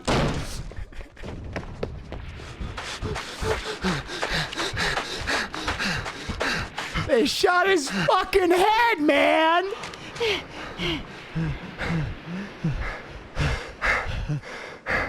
Fucking hell! Everything's over. It's all fucked. I invited them to that dinner, Judas. It was supposed to be me. What the fuck happened? I don't know, but maybe... You don't know? Face it. The prophecies were wrong. Someone ratted us out. No way, man. It was a setup! Can't have been. Like, how can you be sure? Faith, right? Faith? Fuck faith. We gotta get out of here before they whack us, too. We need a clear confirmation, Judas. Oh, God. My time draws near. I can feel it. They're coming for me. So, man, are you sure you're the one? What? Yeah, like, are you really sure you're him? What are you getting at here? Well, you most certainly are a one, but I'm just not sure you're the one, right? Right? Of course I am. I'm the one, you moron. I am the Son of God. I was sent down by my Father to lead his flock to paradise, to atone for the sins of Adam and Eve in the garden. I am of one flesh with the divine and of the lineage of Abraham. I will bring forth a new age, and a new covenant shall be my legacy. I will vanquish all evil in my Father's name. Amen. Can you say that again, please? Which bit? Yeah, just the first bit. I am the Son of God. Yeah. Say it louder, please. I am the Son of God. Okay. Okay. Now say it slower. I am the Son of God. Louder and slower. I am the... Wait a second. Wait a second. God, this thing never... The Last Supper. You kept calling it the Last Supper. Come on. What is wrong? You fucking knew, didn't you? You're the rat. Confess! Look me in the eye when I'm talking to you. Get ready to receive some Holy Spirit. What? Fuck, Judas got made. Go, go, go!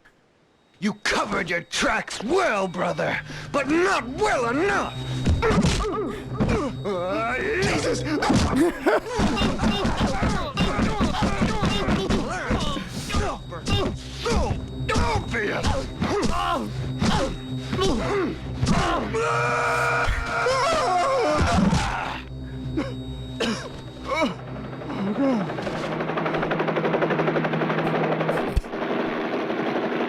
Feds! What the hell are they doing here?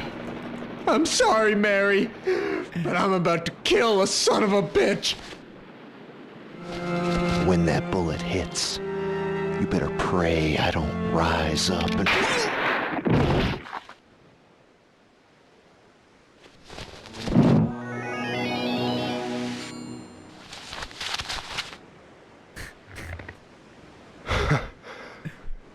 Did you forget the part of the prophecy where you kill yourself? You'd better hope for a miracle if I ever see you again! Get him! Somebody stop that fuck! Boys, get him! Get him, boys! Jesus, help me find my proper place. Jesus, help me find my so good.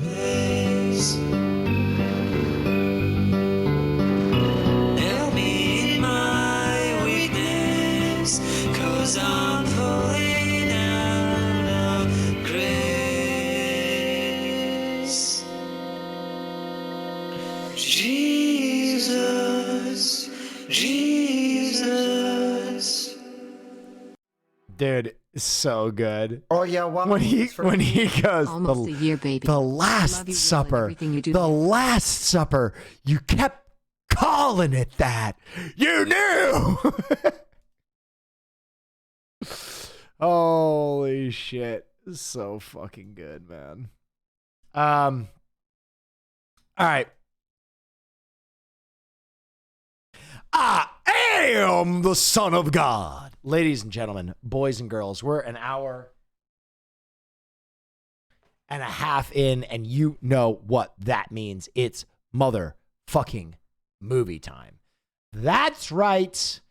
It's movie night, and tonight we're watching something gay because it's gay month. I'm going to get one gay film in. Celebrate your pride.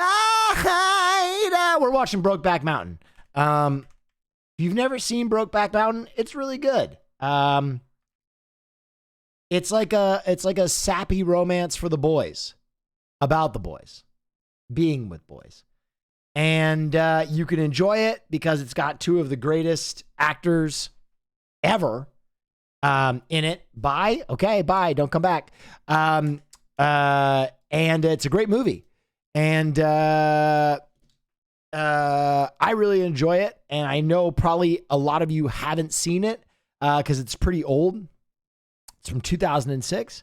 But it's a really great movie. And I thought we should watch at least one gay movie for Pride Month. So we are watching Brokeback Mountain. Now, film night works like this. I use motherfucking Amazon Prime. Why? To protect me from DMCA and from breaking the rules. Because if I show nudity or violence or blood or anything like that on this stream, then I get in trouble. So that's why we use it. Listen.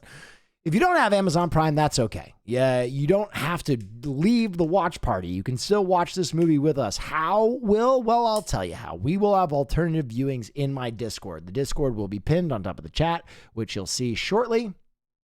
And you can tune in and watch this, and you'll have a great time in our Discord. If those get filled up, we will have alternative viewing links.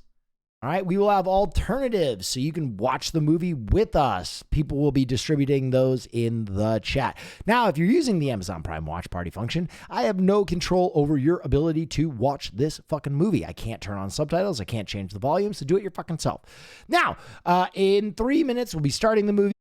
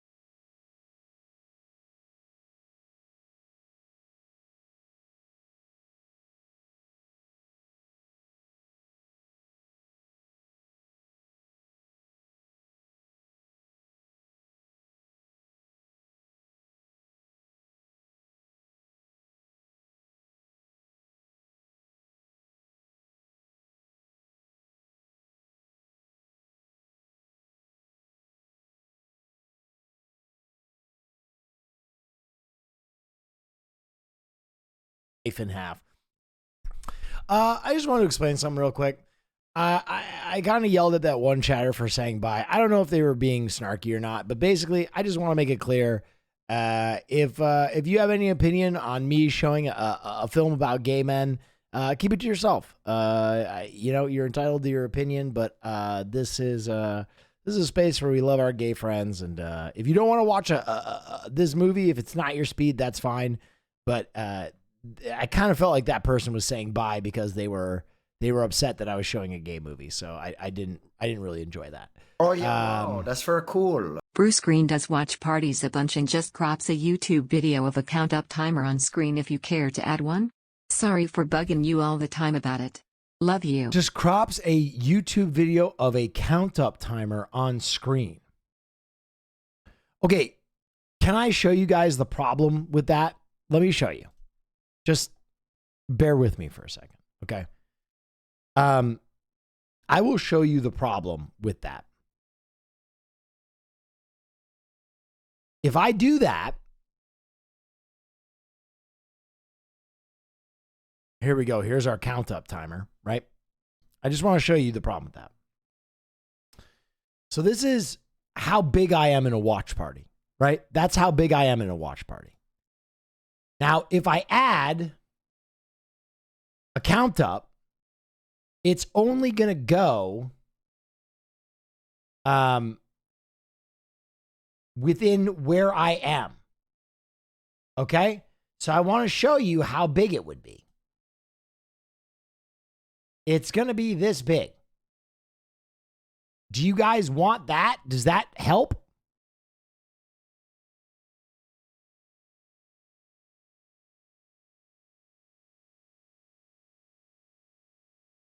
That's fine. All right. Sure.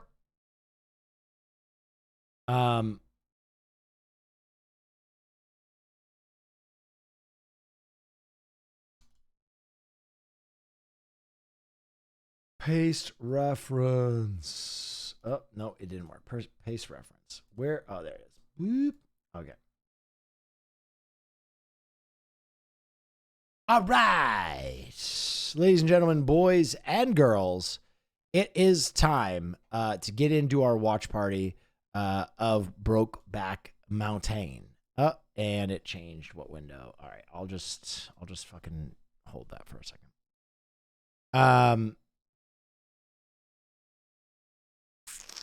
All right. When I start it, I'll start that clock as well. All right, let's get into it. Bloop. Oh yeah, wow. Starting watch party and boom. About subtitles. Where's the demand for Dom titles? That is so stupid. Thank you. Okay, my watch party did not work on my end. Let's see if I can get it to work. Open watch party, a new tab. I gotta turn off my desktop audio. Okay. Now I gotta turn my window capture.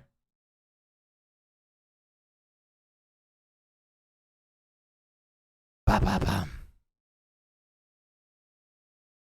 All right, now it's simply not working.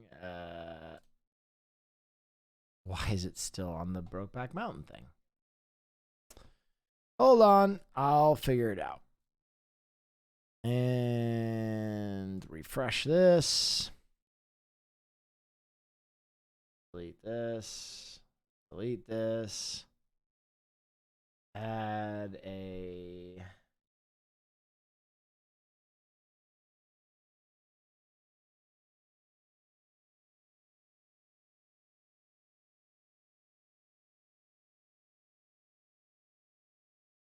Okay. Okay.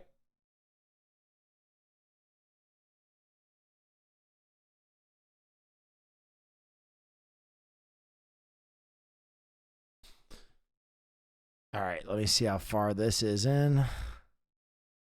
1 minute and 20. All right, I'm going to try and sync it on 2 minutes.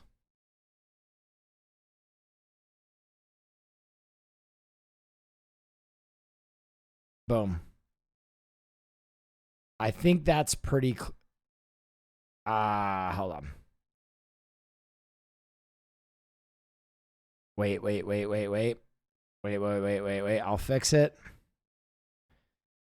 Right now, if I go to 210.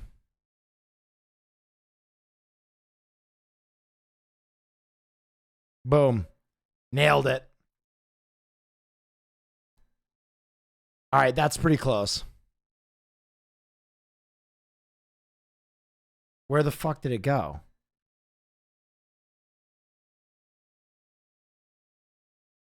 Oh my God. It. Whatever. I have to pull this on this screen.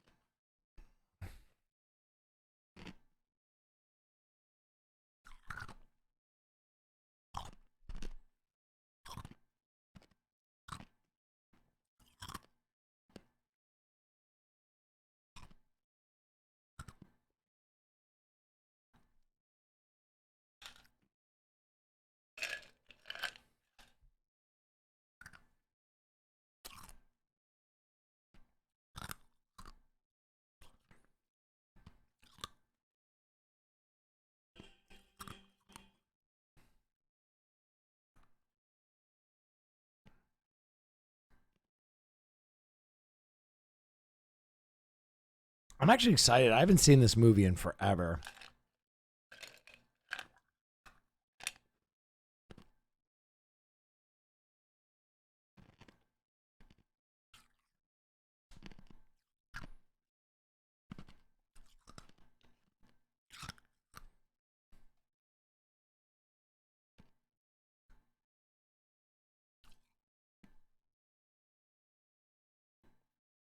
I'm getting the timer a little bit more perfect. All right, now it's perfect.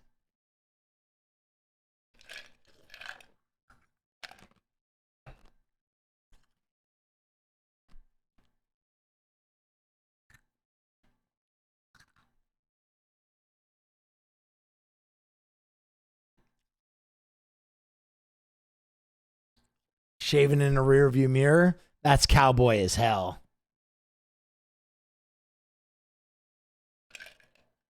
Thank you for the timer. Hey, you're welcome, guys.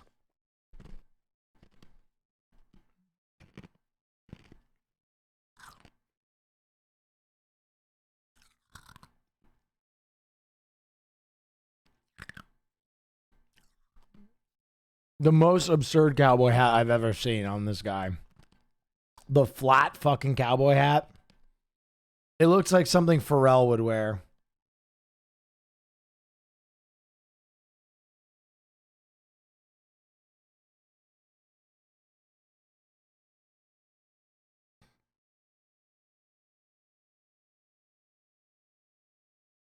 Pair of deuces.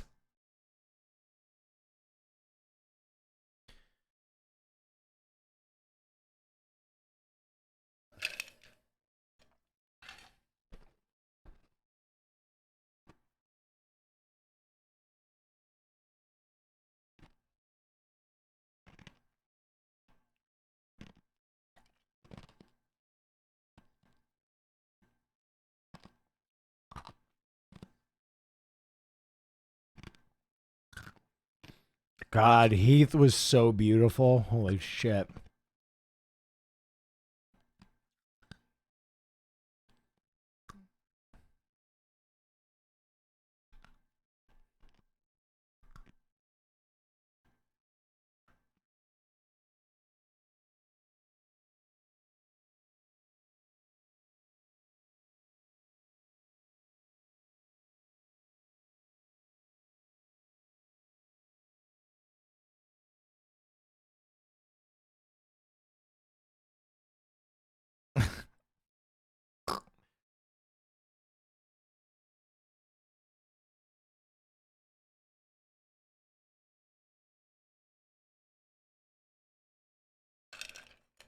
Uncle Eddie from fucking Christmas Story.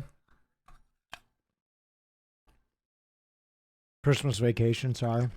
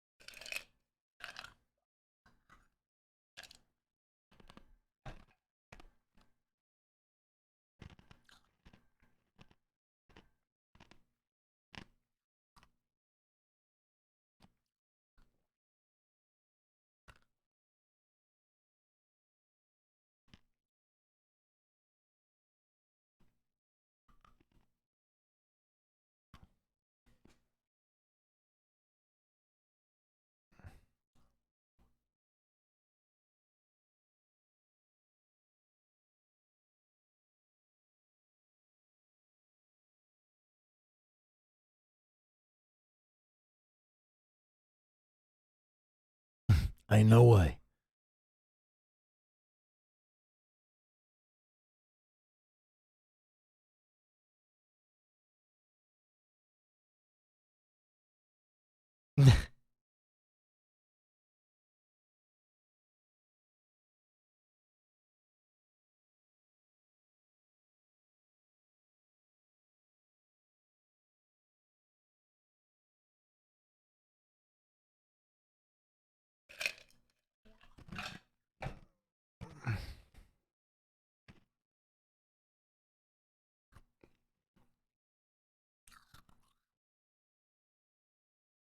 Shit.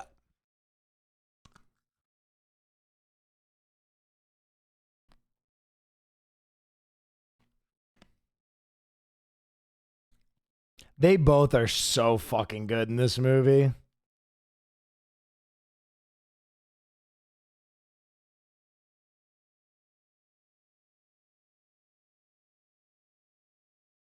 This movie walked so Call Me By Your Name could run.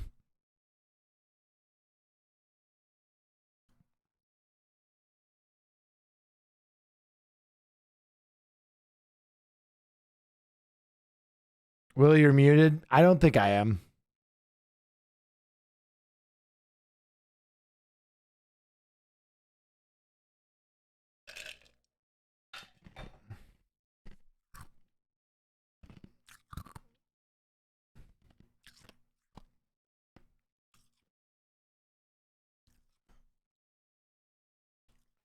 That's when you know you've been streaming for a long time. When someone says something about your stream and you're like, no, I think you're wrong.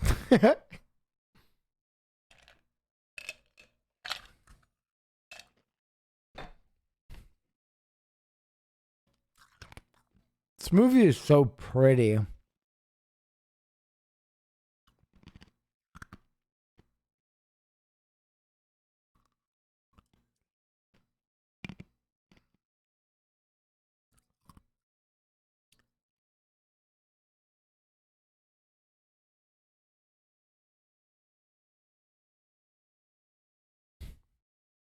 Tenacious D, when are they gonna raw dog it? Jesus Christ, it's a love story. Later.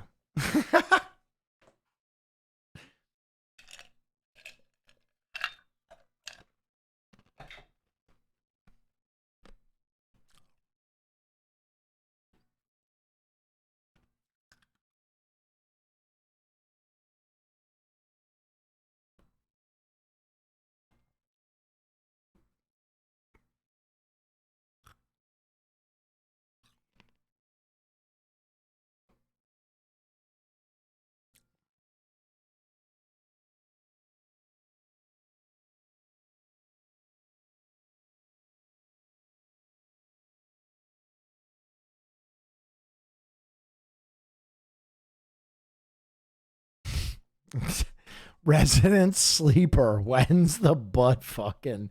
Jesus Christ. All of you go to horny jail. You're going to watch this beautiful love story and you're going to like it.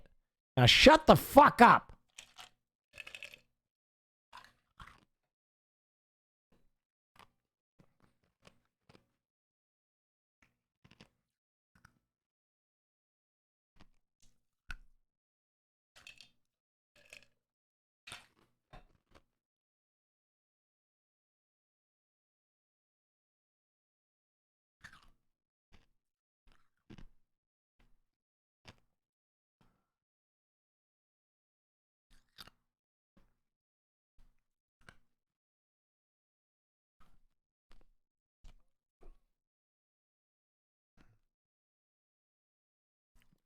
I can't quit you either. Thank you.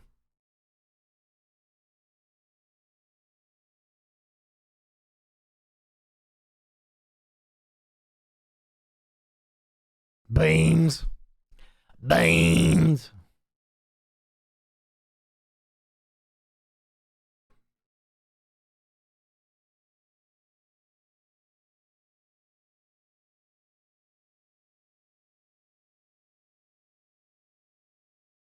Thank you. Unless they're right. Thanks so much.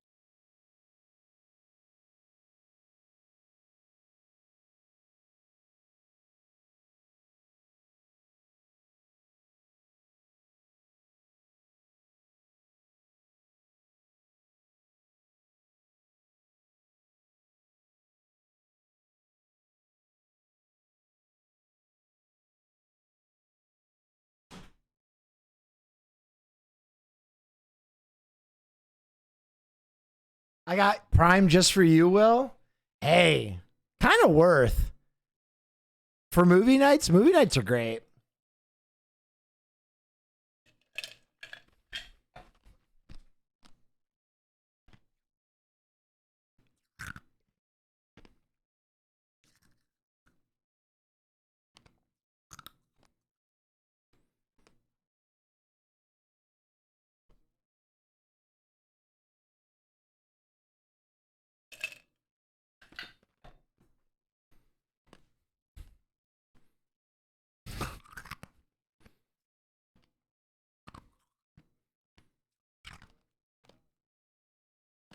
Huh?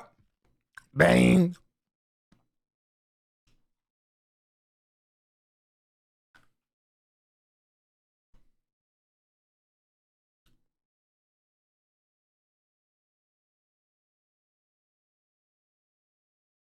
Someone in chat just said, I'm gay.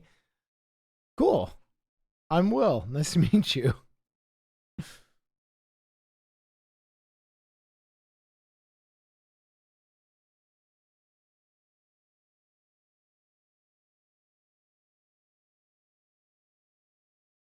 Oh, shit.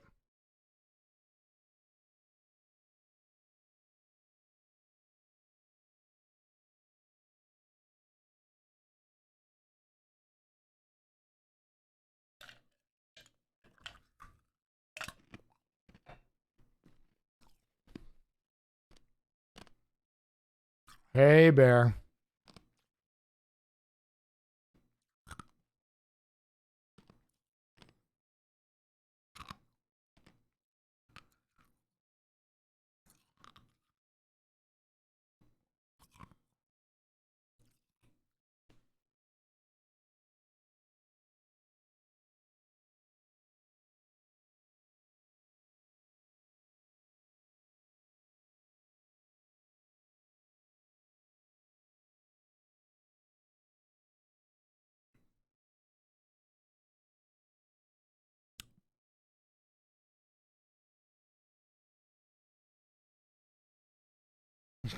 Beans.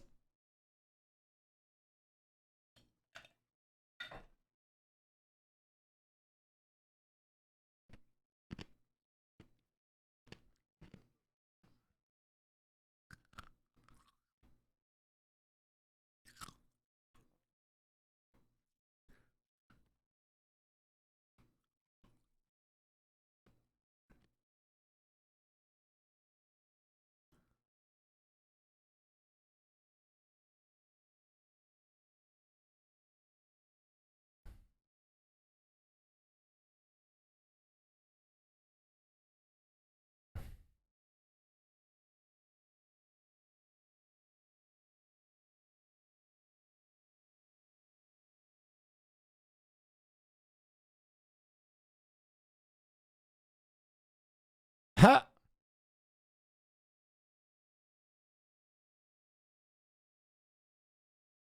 Stick with beans.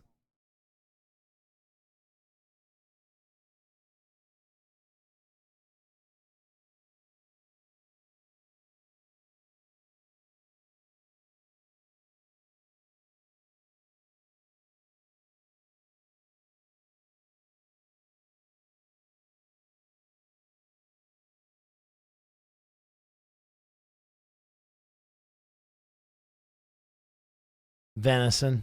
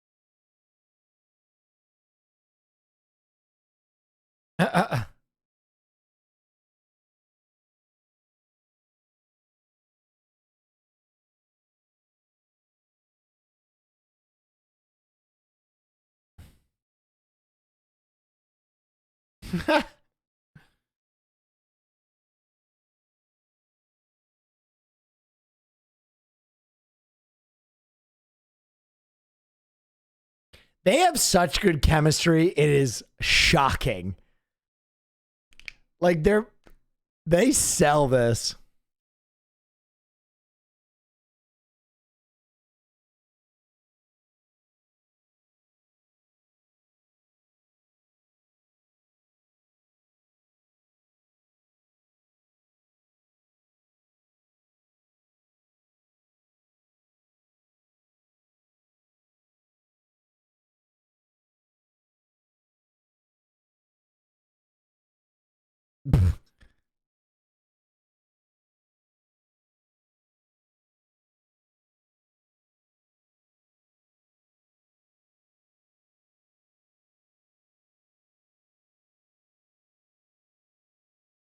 Taters.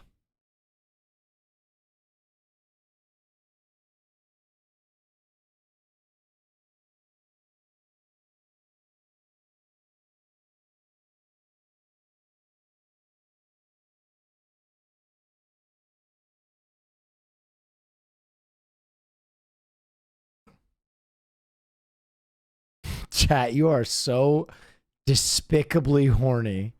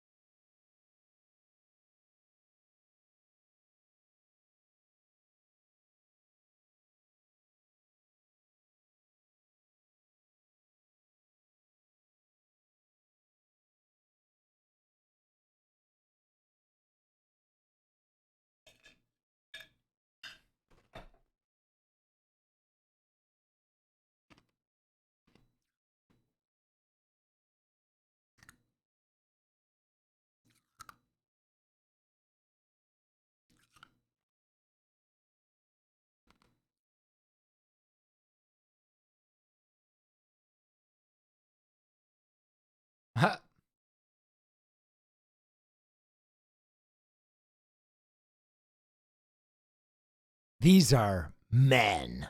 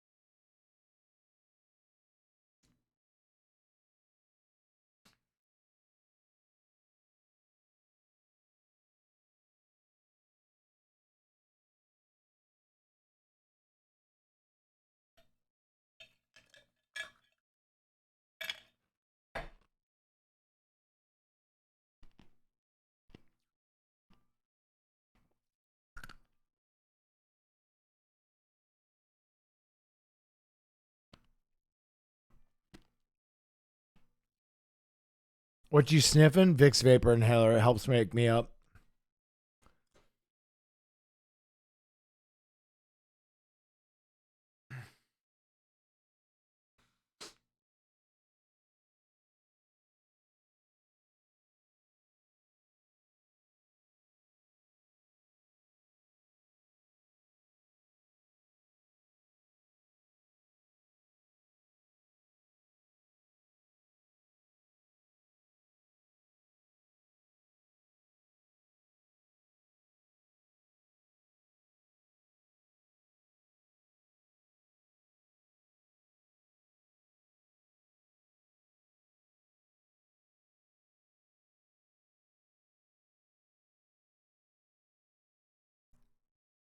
Water walking Jesus.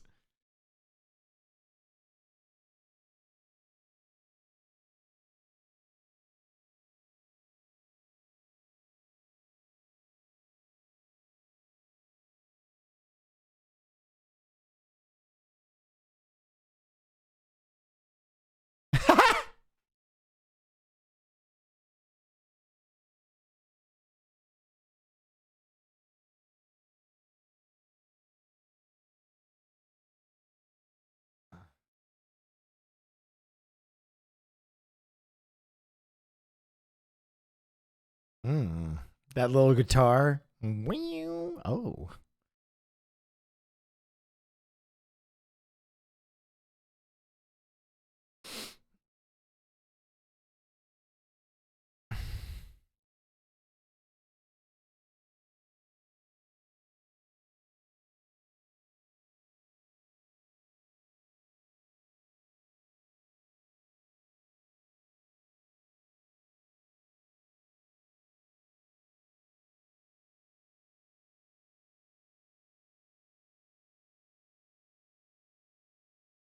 Hammered.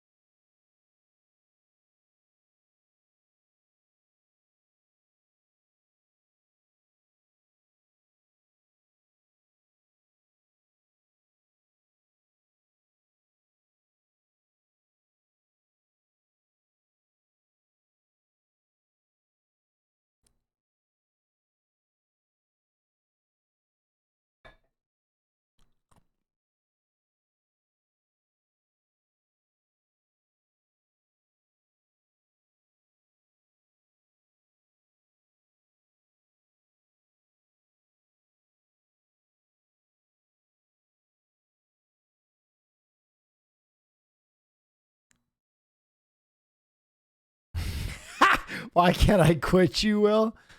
Marsh, I already told you what's going to happen in that plane to Japan.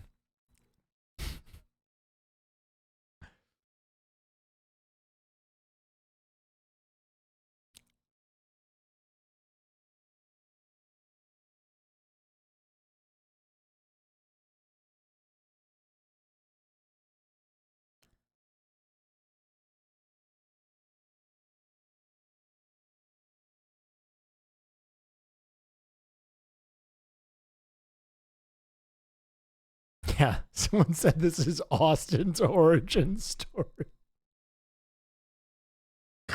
So stupid. I'm pretty sure he had the same coat.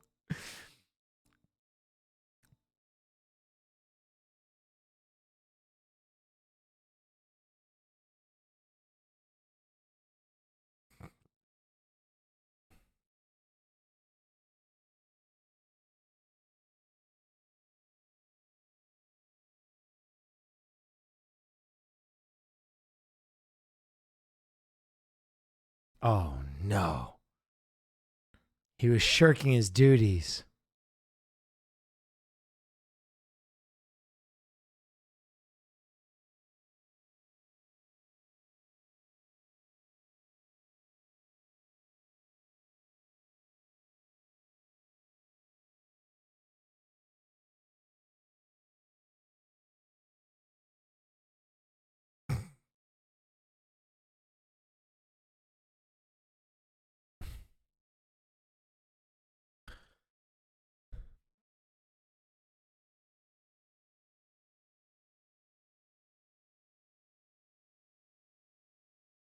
For every gay sex, a sheep dies.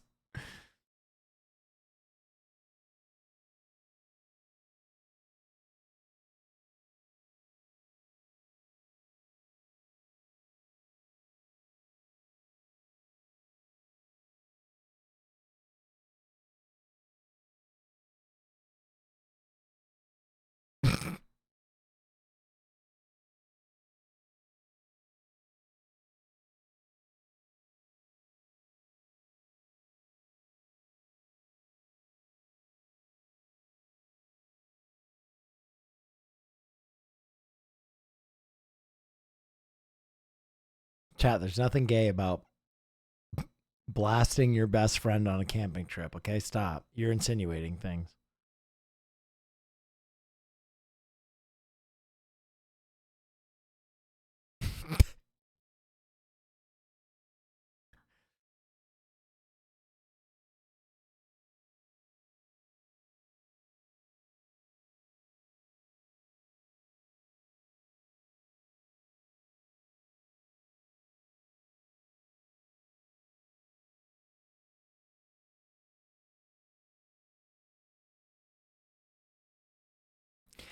You know, it's funny, like, so many conservative pundits are like, oh, they're turning people gay. And you know, you're always like, no, people are born gay. I'm gonna be honest, this movie is so hot. It could turn you gay. This movie is very hot. It makes being gay look really good. It's like two of the hottest men of all time just broing down, fucking each other, denying that they're homosexual the entire time. I know queer. I didn't enjoy feeling your strong man arms around me. I hated it. I just did it because I was bored. I don't even feel small in your big old biceps. That's crazy.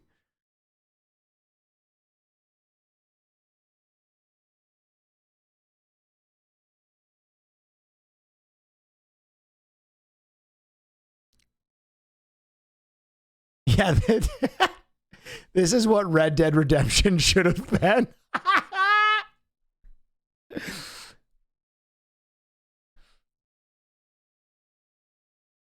What a twist Rockstar would have pulled on us. Oh no. Flat Hat knows of their gay.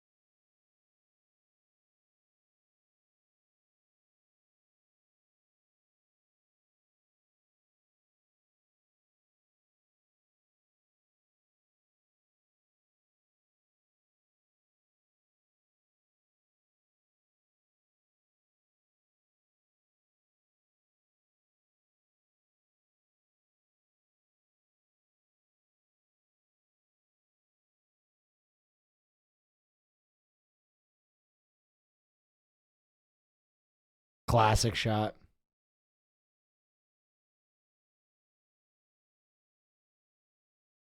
Oh no, the Chilean sheep are mixed up with theirs.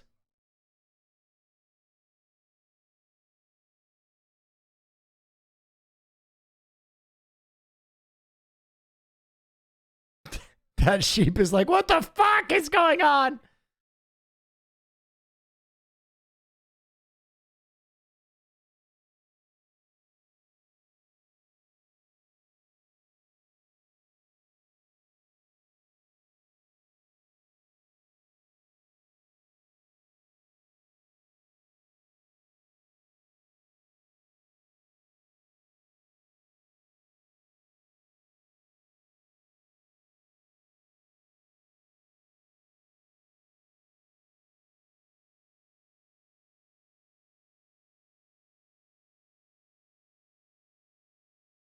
Jesus Christ. It's cold up on Brokeback.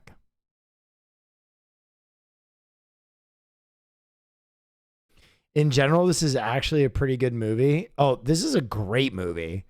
This is considered like a top 200 film. It's two of the best actors of our time putting on a masterful performance about basically homosexuality and toxic masculinity before people were really talking about it like we do now.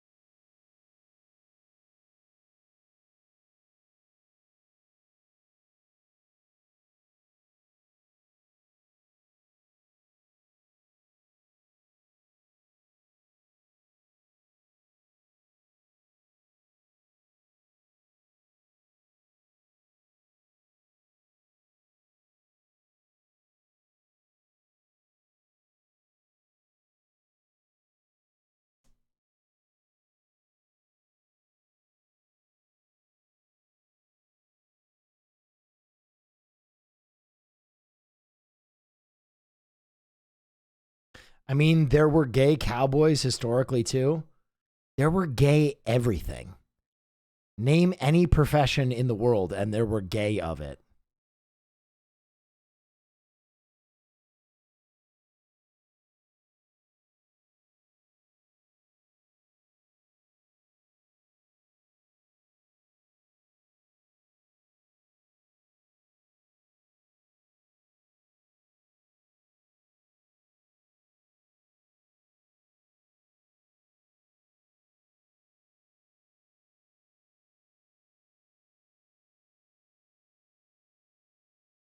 Just a little gay fucking and fighting.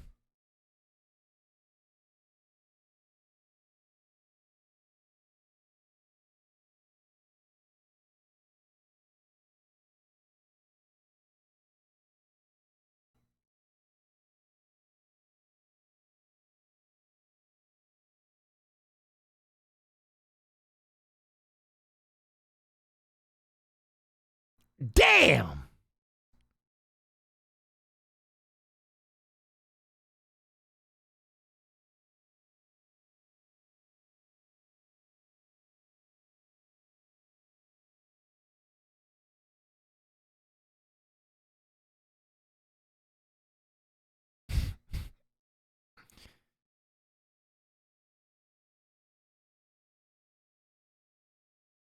Why are they doing this? Because they're having a hard time coming to terms with their own sexuality. They're men born in one of the most rough and backwards places in America, working a traditionally manly trade. They don't know how to deal with their emotions.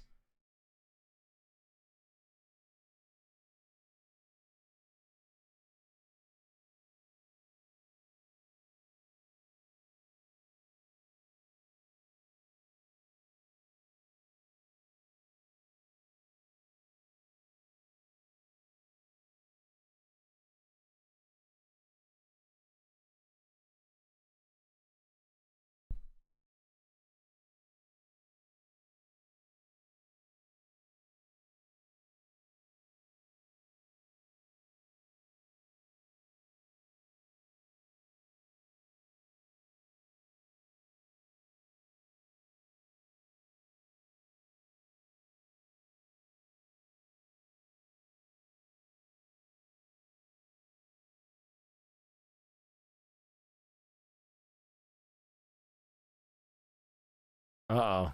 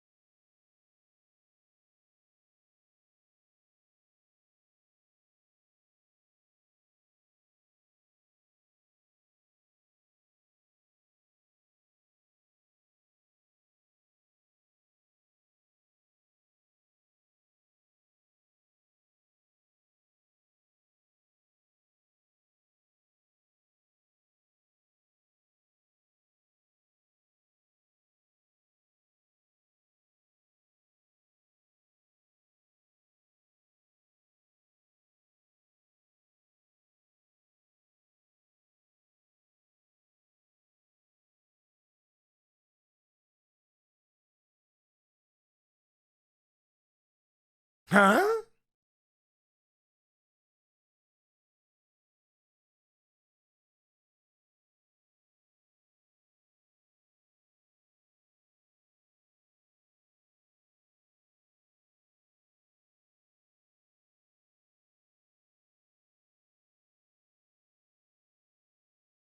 Ha, wrestle me. Come on, punch me in the face.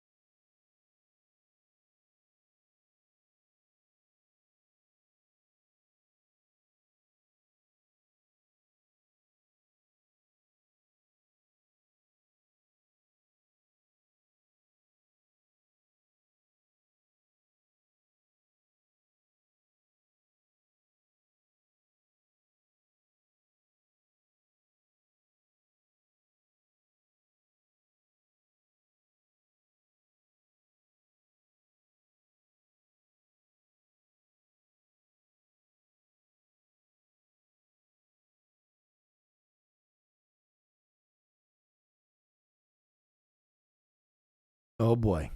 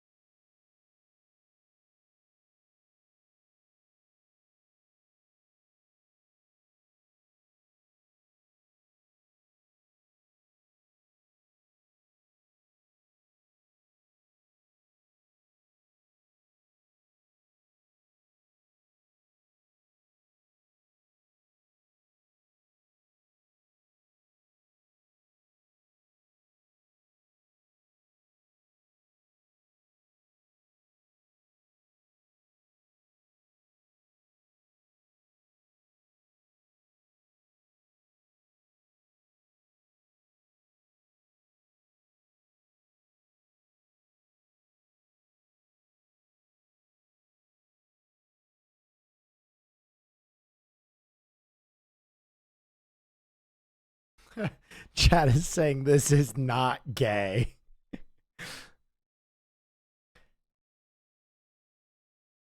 Chat, it's a complex love story.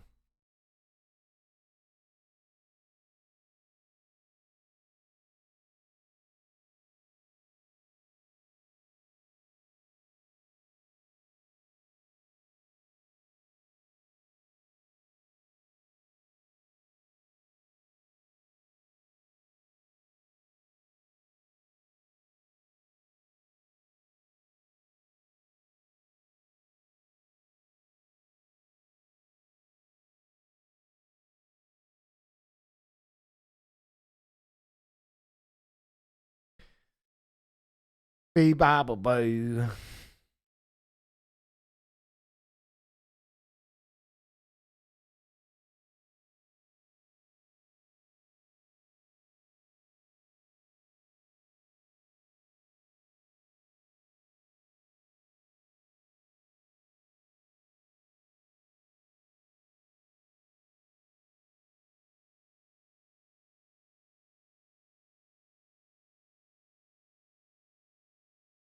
Huh.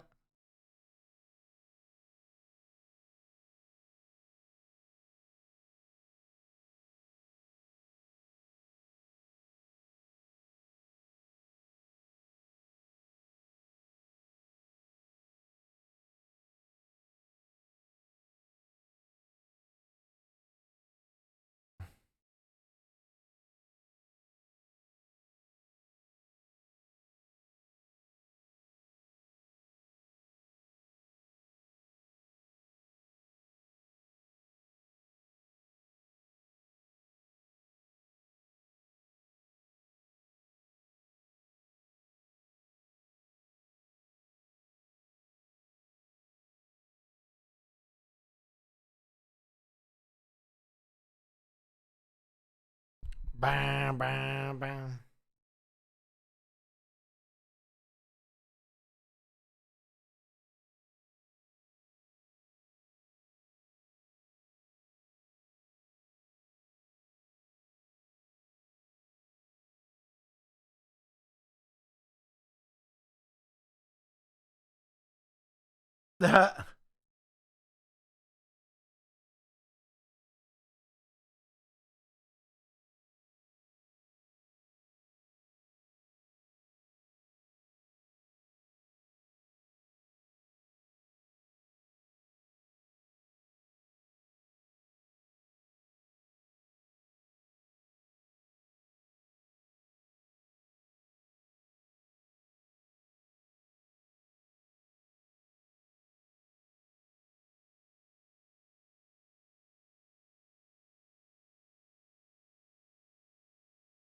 Oh!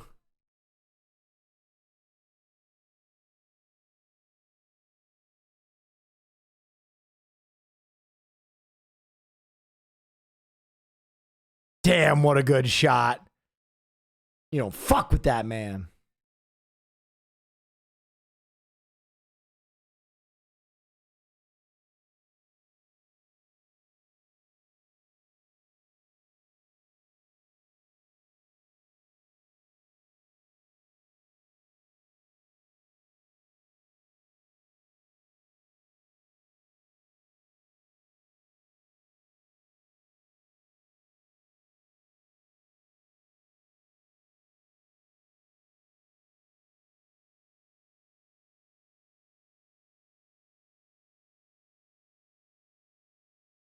Oh, shit.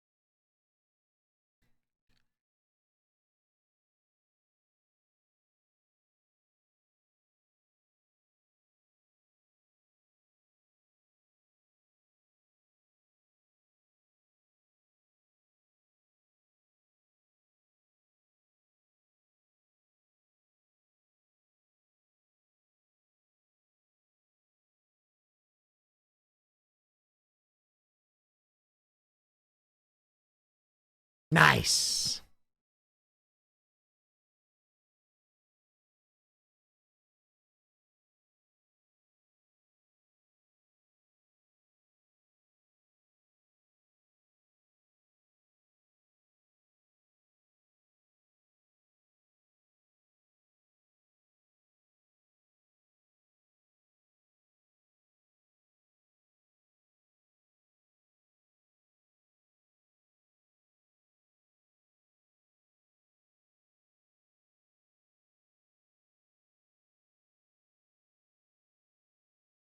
Jumpin' Jesus.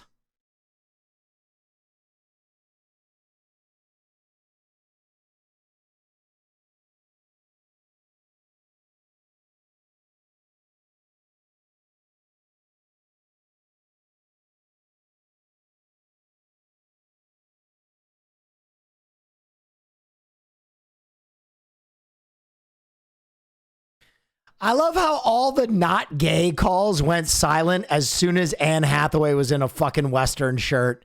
Everybody was like, well, let's see where this goes. For Heath Ledger, everybody was like, oh no, boo, gay. And then Anne shows up and everybody's like, let's just hear it out. Let's hear her out. Shut up, Will. No, I will not be silenced. I'm telling you the fucking truth.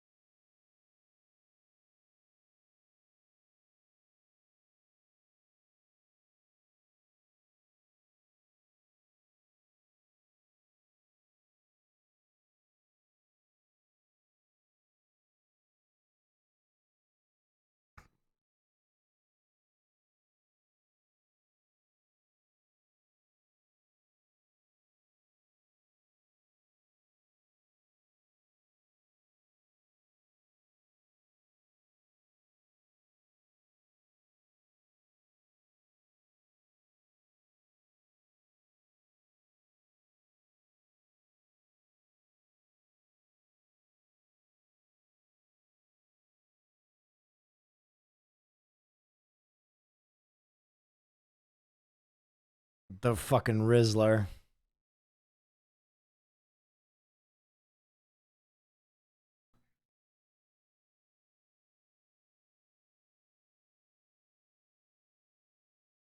Forgot about that.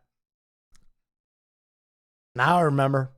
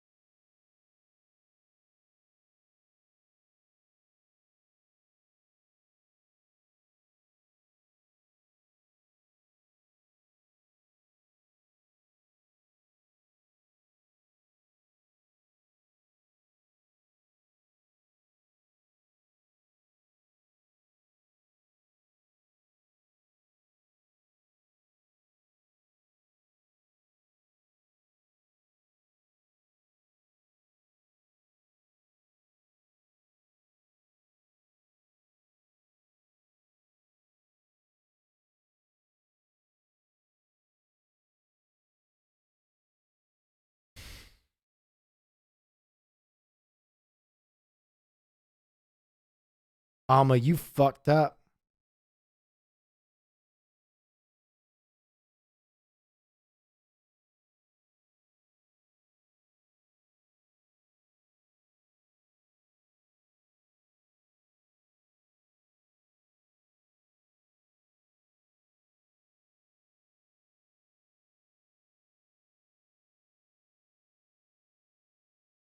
Well, they like him.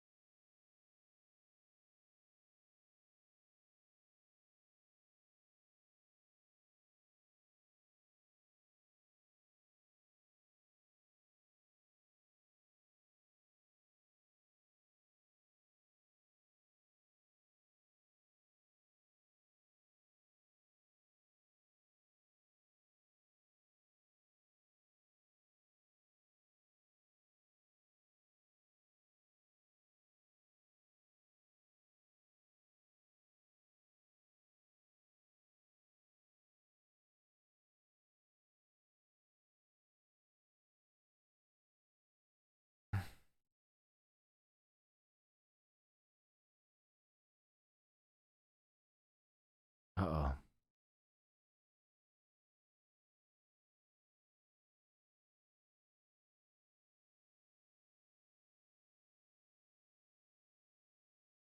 Mm-hmm.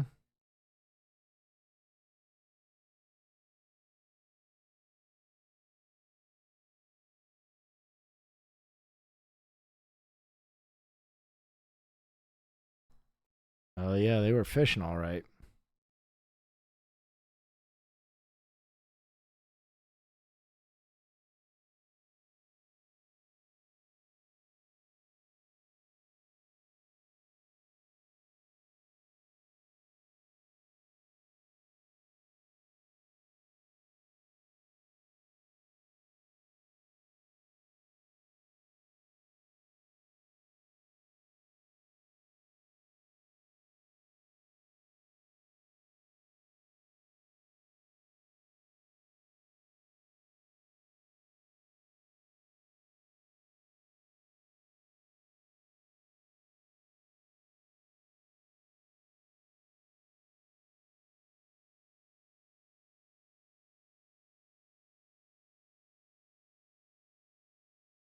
Mm-hmm.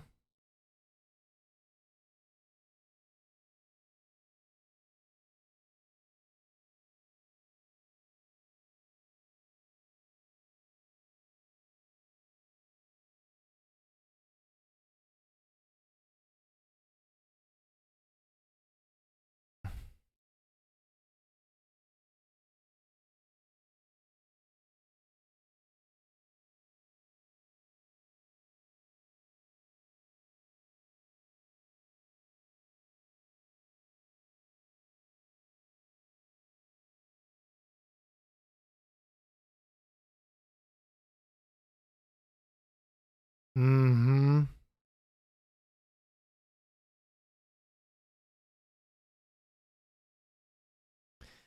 So, by the way, I see a lot of people talking about how they're bisexual. I'm not sure if they are bisexual. I think they're gay men who, like a lot of gay men, have relationships with women because they feel either pressured to fit in with society or they're trying their best to be as normal as possible. Normal, quote unquote, in their minds. I think they're gay, though, as evidenced by that scene right there. I don't think it's a casual thing for them hooking up. I think that that is like their love partner.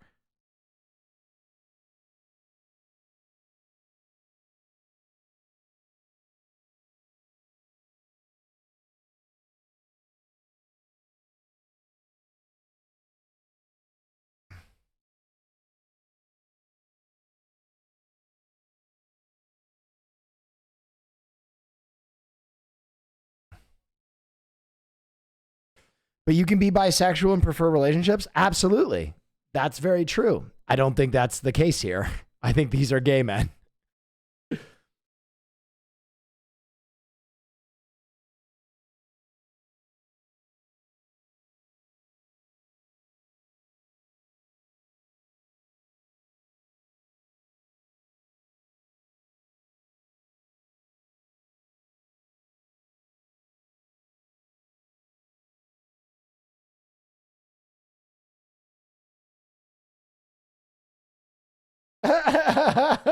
Yeah, gotta go.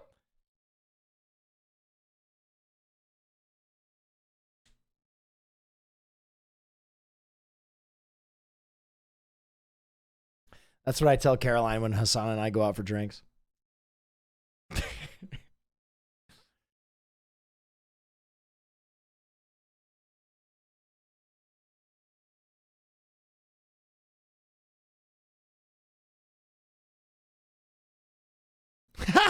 I love turned around and went, fuck it, they're gay.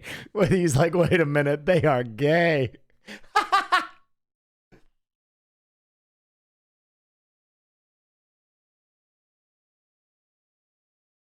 Yeah, I wanted to wait because I know a lot of people were talking about how they're bisexual. I think so.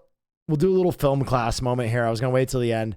I think this film is an analysis of how, like men, particularly earlier in the timeline, felt such tremendous pressure to stay in the closet and operate as heterosexual. And it's like, it's not as far-fetched as it would seem. Like, you hear Austin tell stories all the time about how he was a heterosexual man into his mid-20s, even though he was a very successful, very wealthy person living in the current timeline. And he even hooked up with women, right? Like, he forced himself to do that kind of shit. So I think this film is very much an analysis of that, and how many people get hurt beyond just the people that remain in the closet when you're forced to not be who you are. I think the other point of this movie is that a lot of men who aren't gay get lost in the shuffle, right? Being gay doesn't mean that you have to look, sound, act any certain way. It just is who you're attracted to or who you choose to love. And I think ultimately these two men are so alienated from gay because they're men, right? They're guys we look at that would typically be on a Marlboro commercial. They just prefer cock, right? So they feel even further alienated because the world around them doesn't understand how men in that situation could be homosexual.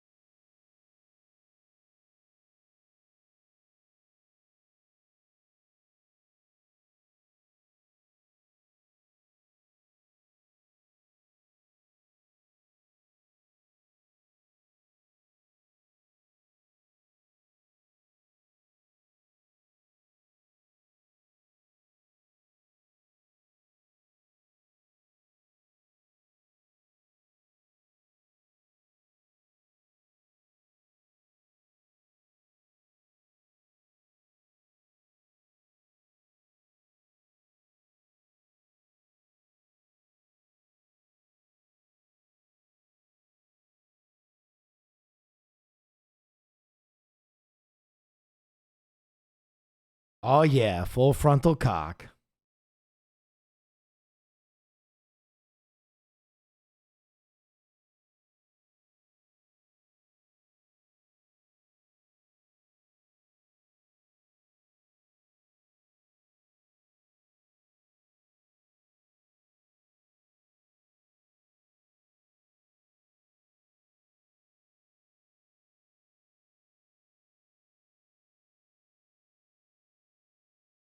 You and Austin hobby at the bathhouse. It could be like this, just like this always.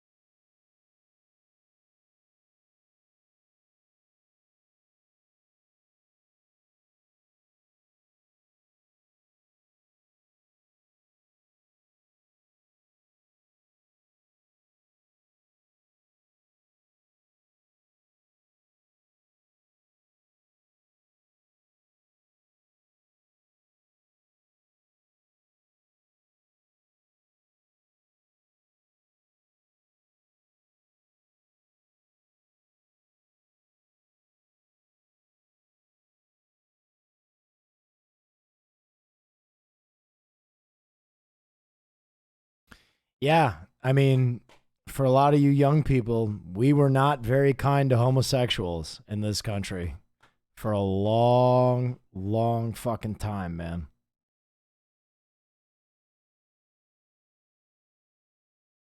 It's better now. Still not perfect, but it's used to be a lot worse.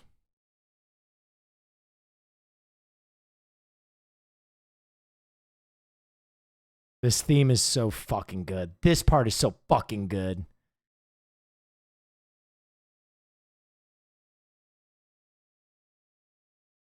Dude, that theme is so goddamn good.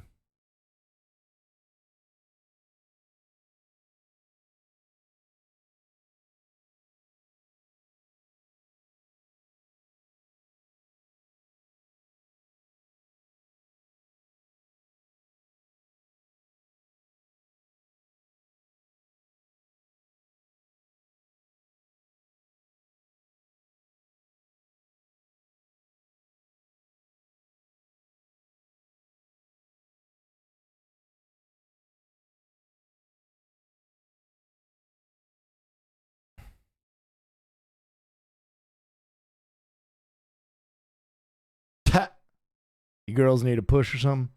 All right, I think Caroline's about to head to the airport.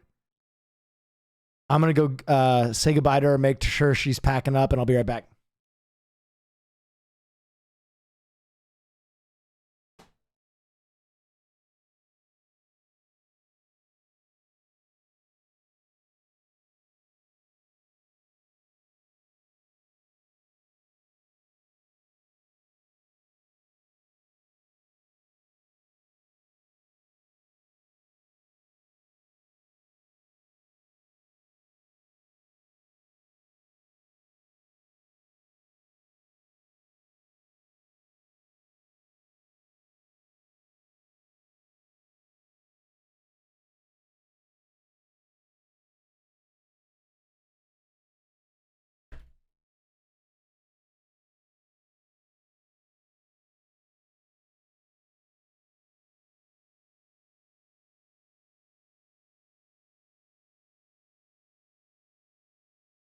Caroline's walking the dog.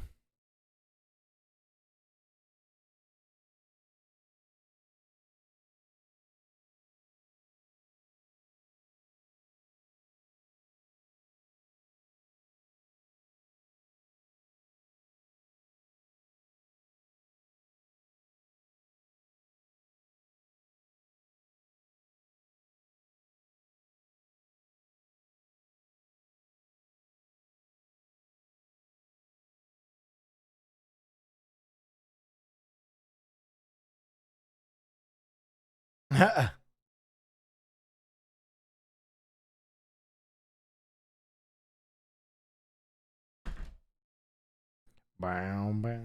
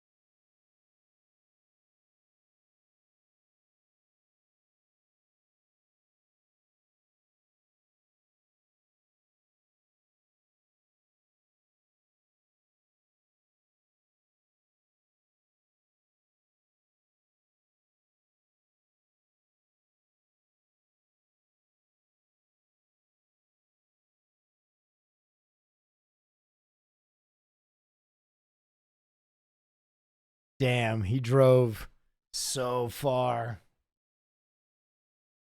I'll be right back, guys.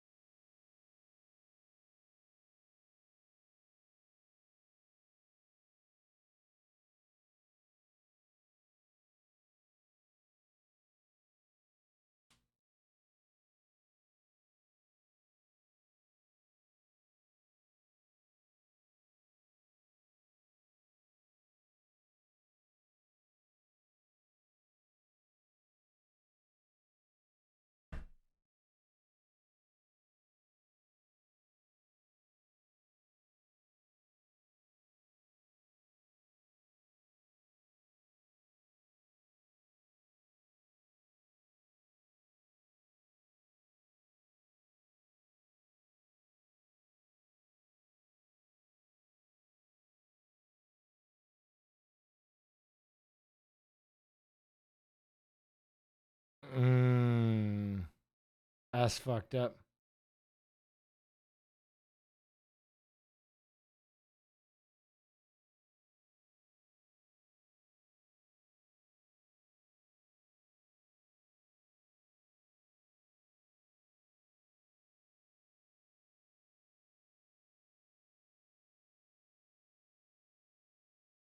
Uh-oh.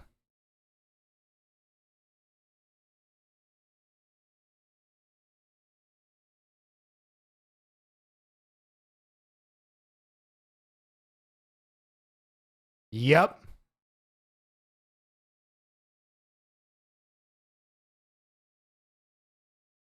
Yep. She liked that.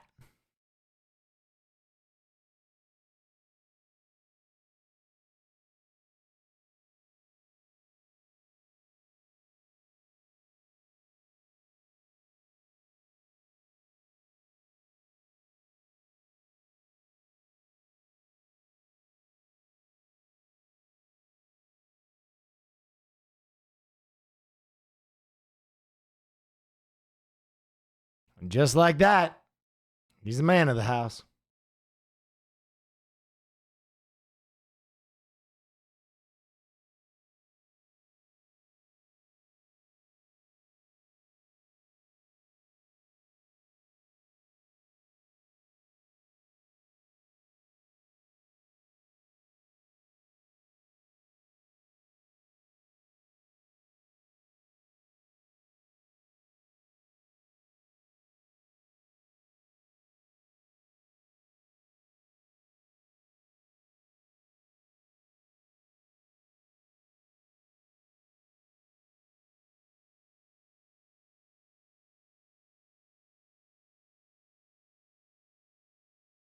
Yes, sir.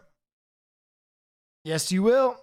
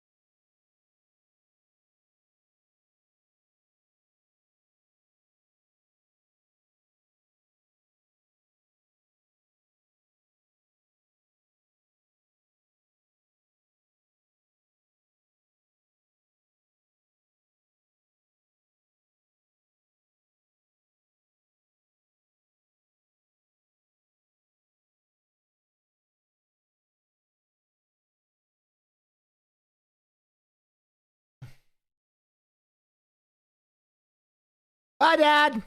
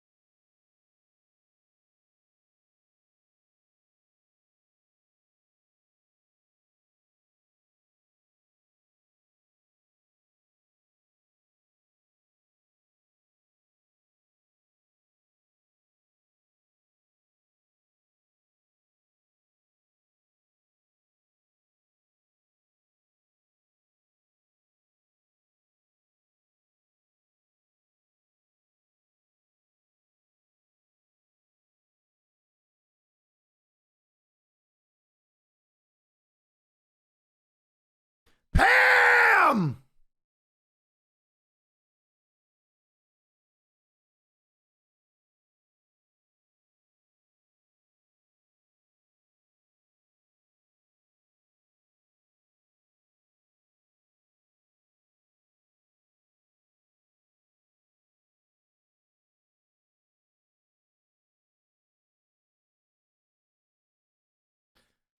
Fucking Velma, dude.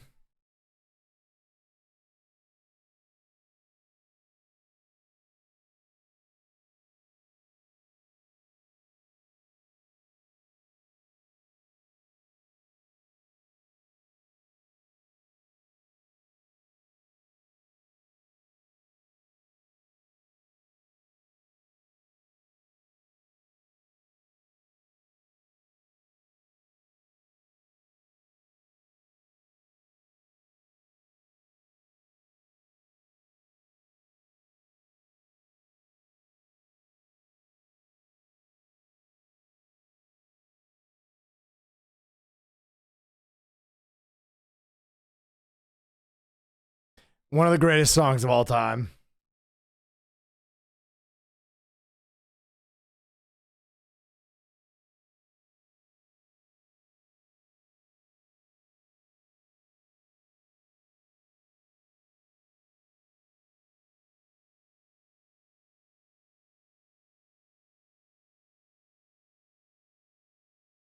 Dude, all of these like huge actors. What's he doing? Oh boy. Oh, my little sissy. Not go see your daddy for 2 weeks. Oh. Little noodle.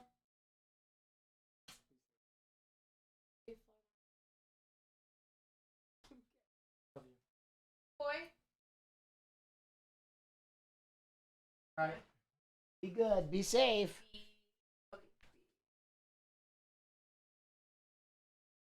Love you.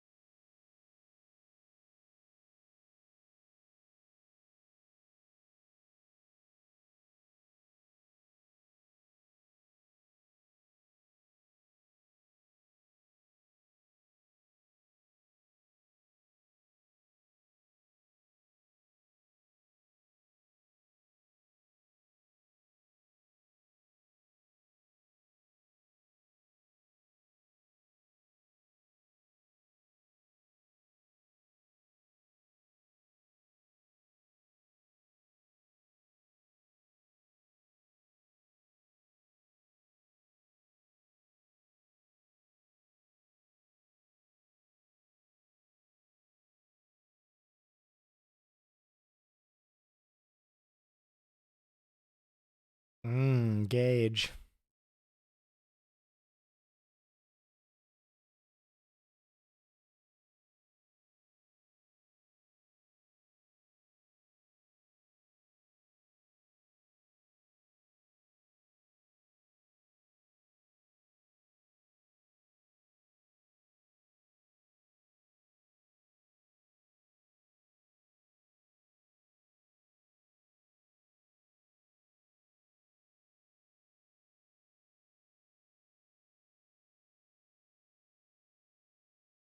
Dude, the cast in this movie is actually fucking absurd.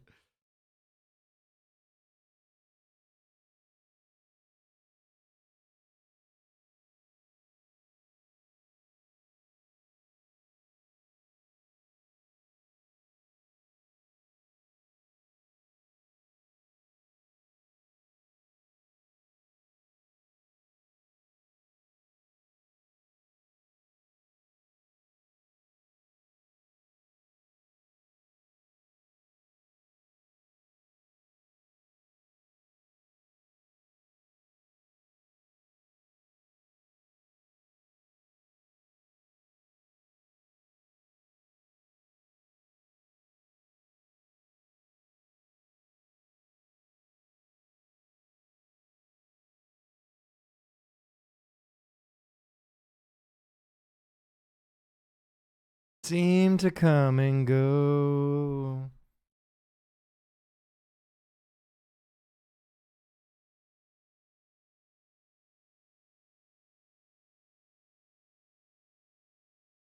Many loving nuns.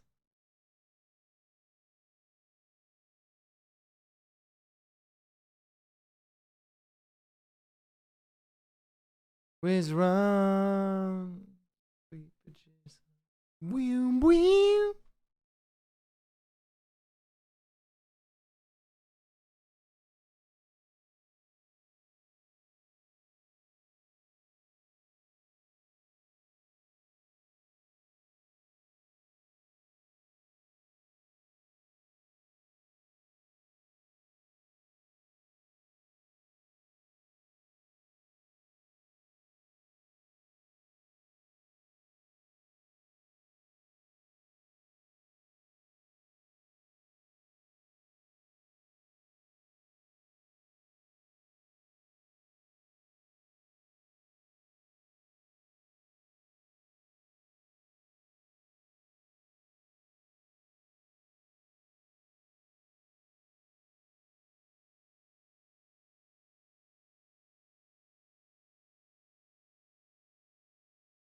Knowing many, loving none.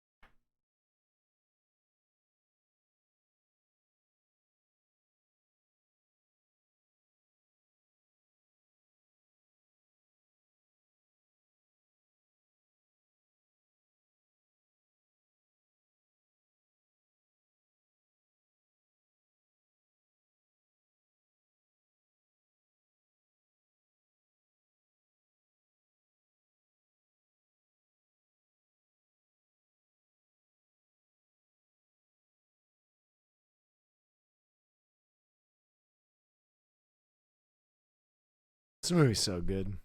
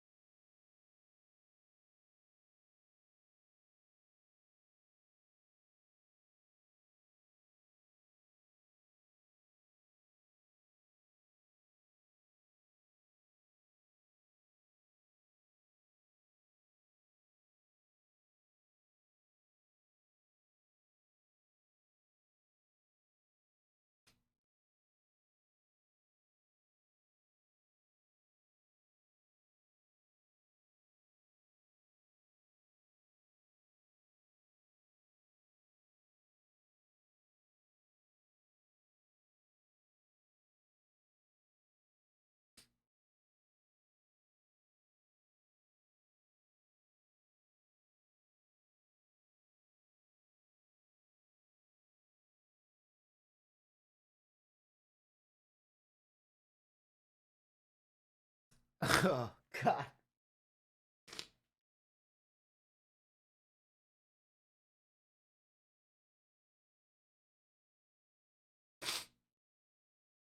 Oh, shit.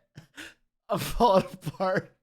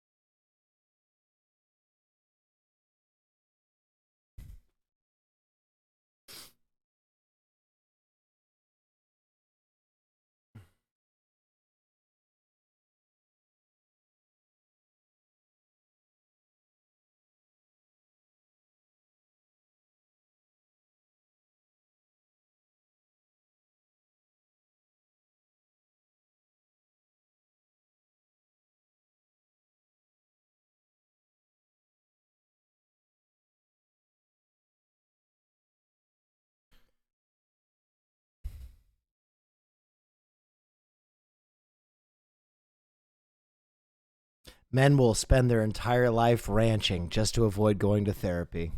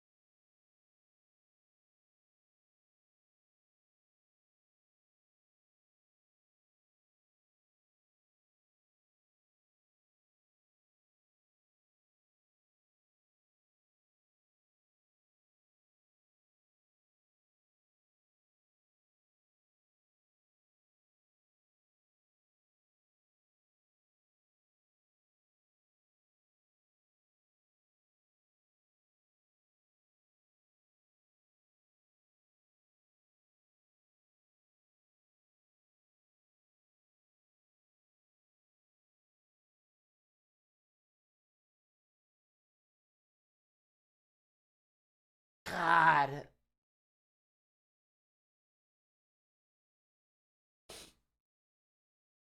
Woo.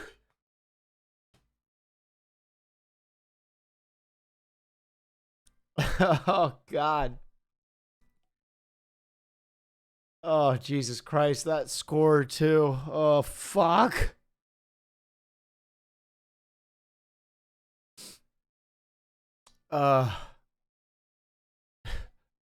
Jesus Christ.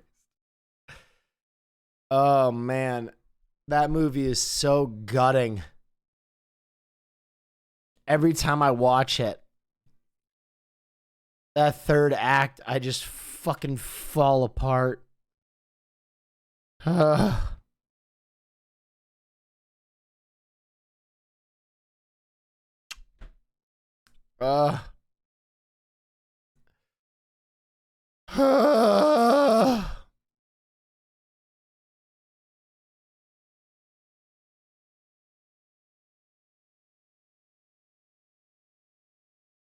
Jesus Christ. All right. Woo! Good fucking golly, that's a tough one. Obviously, Brokeback Mountain is a tremendous film. And it's always crazy how everybody knows Brokeback Mountain, but it always amazes me how many people haven't seen that movie. And I think a lot of people haven't seen that movie because it became like a meme, right? It almost became like the gay meme that's movie cool. where people were like, oh, that's the gay movie. Mayday era. Thank you so much. I think it was ahead of its time. Really. Where a lot of people don't see that movie because they were like, that's the gay movie. It's going to be sappy and it's going to be gay. When really, if you look at this movie, if you really zoom out, it's like one of the least gay films in terms of like its characterization, right? Gays as we see them so frequently in media are a very specific type of gay. And I think that's a big part of the problem. And I think these men are so outside of the gay stereotype. Oh, yeah, wow, that's cool. That a lot of people are like, oh, yeah, wow, unnerved cool. by this film because they expect it to be like this gay romp. They expect a happy ending and homosexual dancing and rainbows and shit. This shit killed me. Yeah. Just like it did when I was younger. Yeah, exactly. And what they get is a very like dark, damned story about men who basically don't live their lives. And I think ultimately it turns out to be a cautionary tale about the risk you run when you aren't yourself is missing your whole life, right? Ennis is so worried about losing his life that he ends up missing his entire life. And that might even be worse than the prior. It is a gutting film. It is a brilliantly acted film. That My last scene, gosh. he chooses to be there for his daughter and finally participates in his life. Yes. Yep. Yep. Crazy.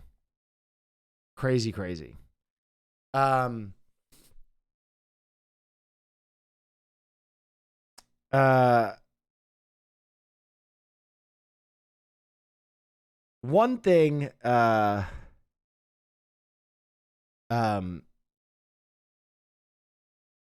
will really blow your mind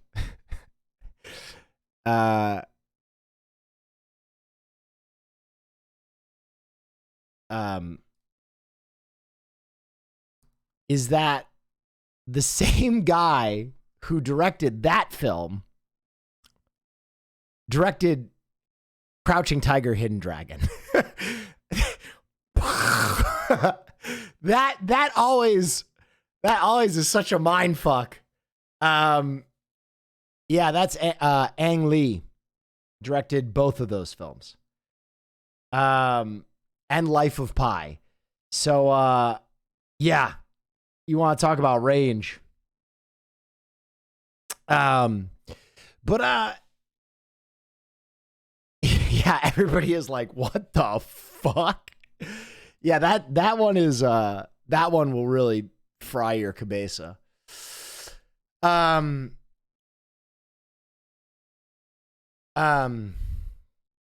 else can I say about that movie?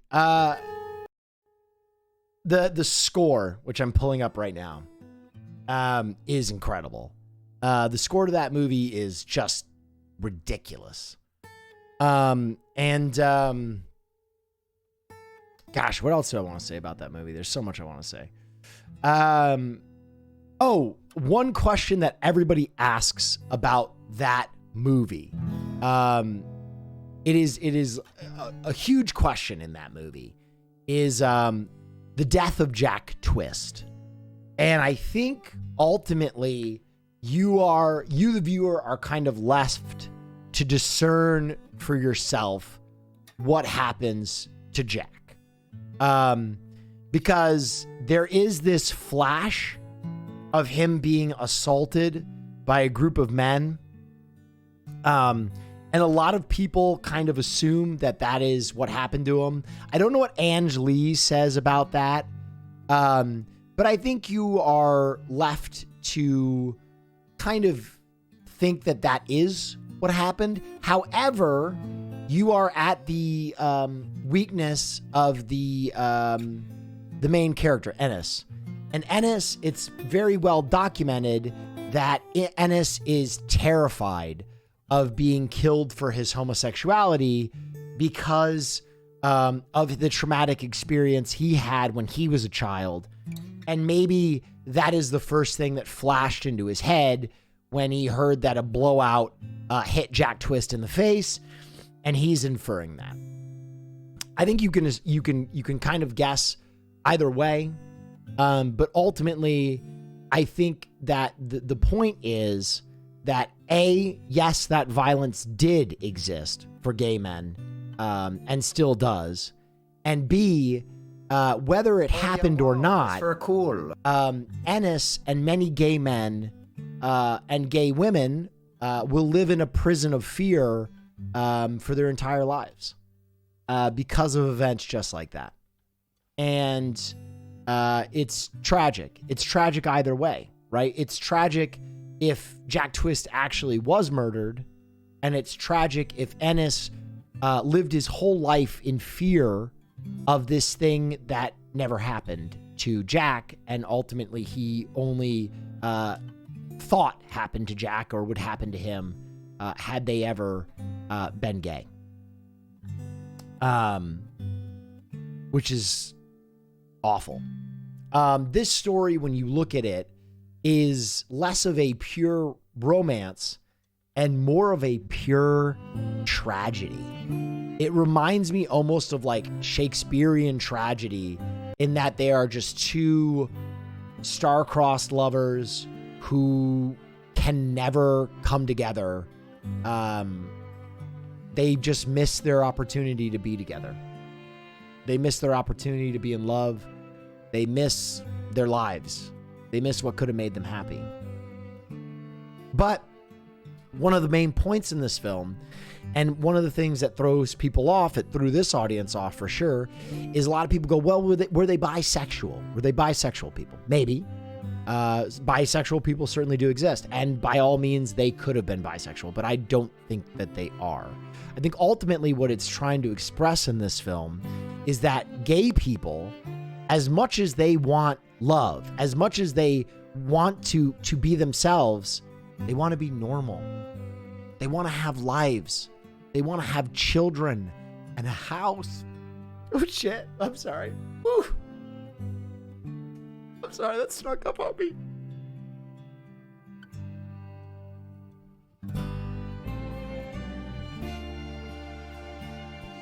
Get it together, old man. Oh, woo. It's the soundtrack, I swear to God.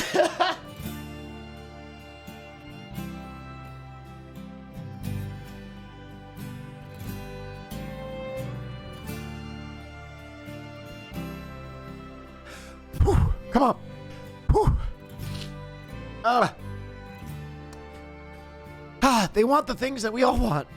And so they'll bend themselves into shapes and do things that are alien to them just to fit in and just to possess the things that we all want. Not everybody just wants to be a flaming homosexual on in West Hollywood. Some people just want to have lives and be themselves. Oh, shit.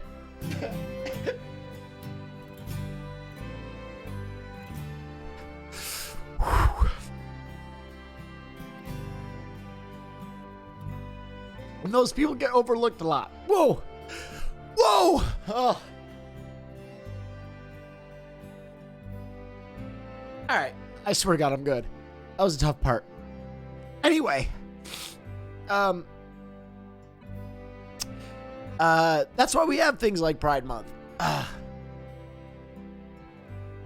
that's why, it's not so much a celebration of that we should all be gay or that, we're trying to turn your children gay, but rather that gay people just want the same things we all do, and they should have that right.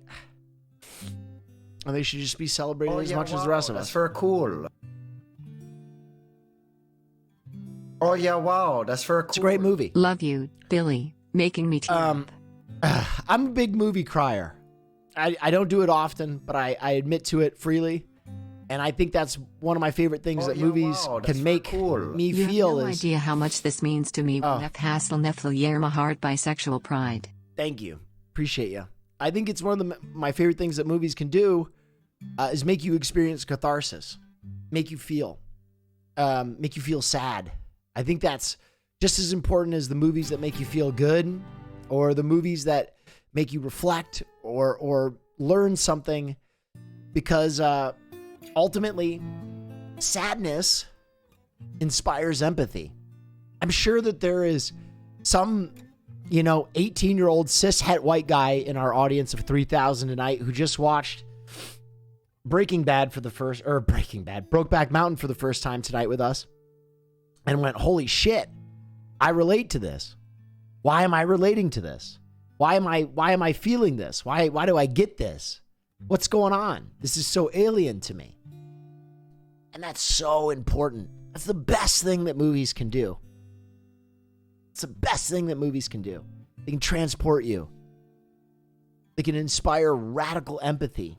They can tell stories that help us see life from a different point of view. We're so limited in our senses. We're so limited in the senses that we have: smell, touch, taste, sight, that we can get a concrete view of how the world is.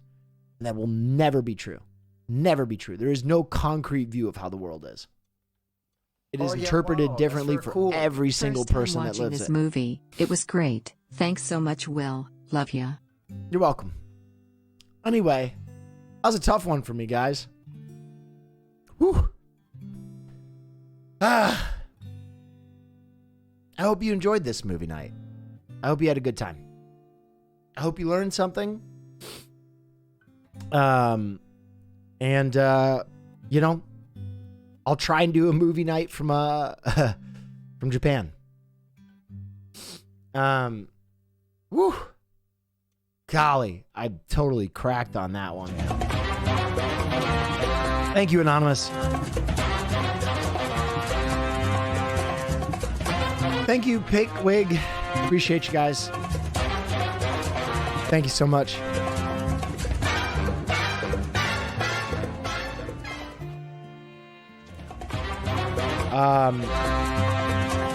Brokeback got us good, don't it? That's right. Will we watch another? Holy shit. Virtual meal. My God, man. You guys really don't have to do that. That's cool. It's way too nice. Thank you guys. Thank you. Thank you for appreciating film night. And thank you for saving that many people from ads the next time I talk movies. Appreciate you. Appreciate you.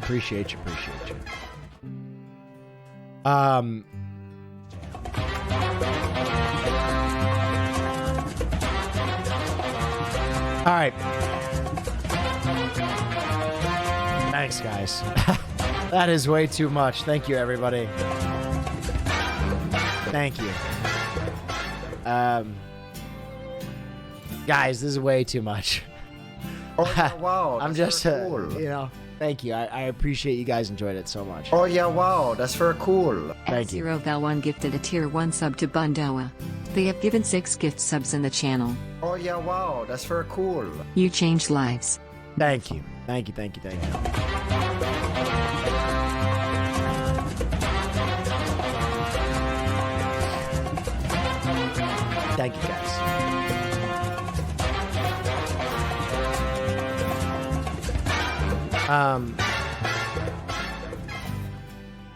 Don't tell anybody I cried. Wow, that's very cool. Neff. Oh, yeah, wow. That's very cool.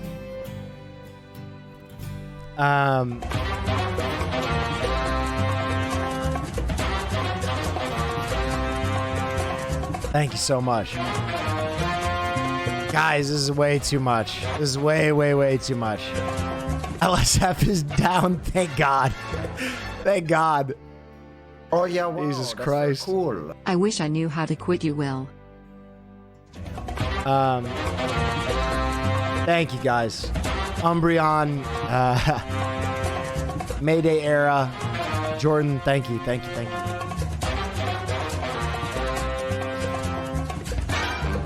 You're a genius, Will? I don't think I am. I don't think I'm a genius. I just think,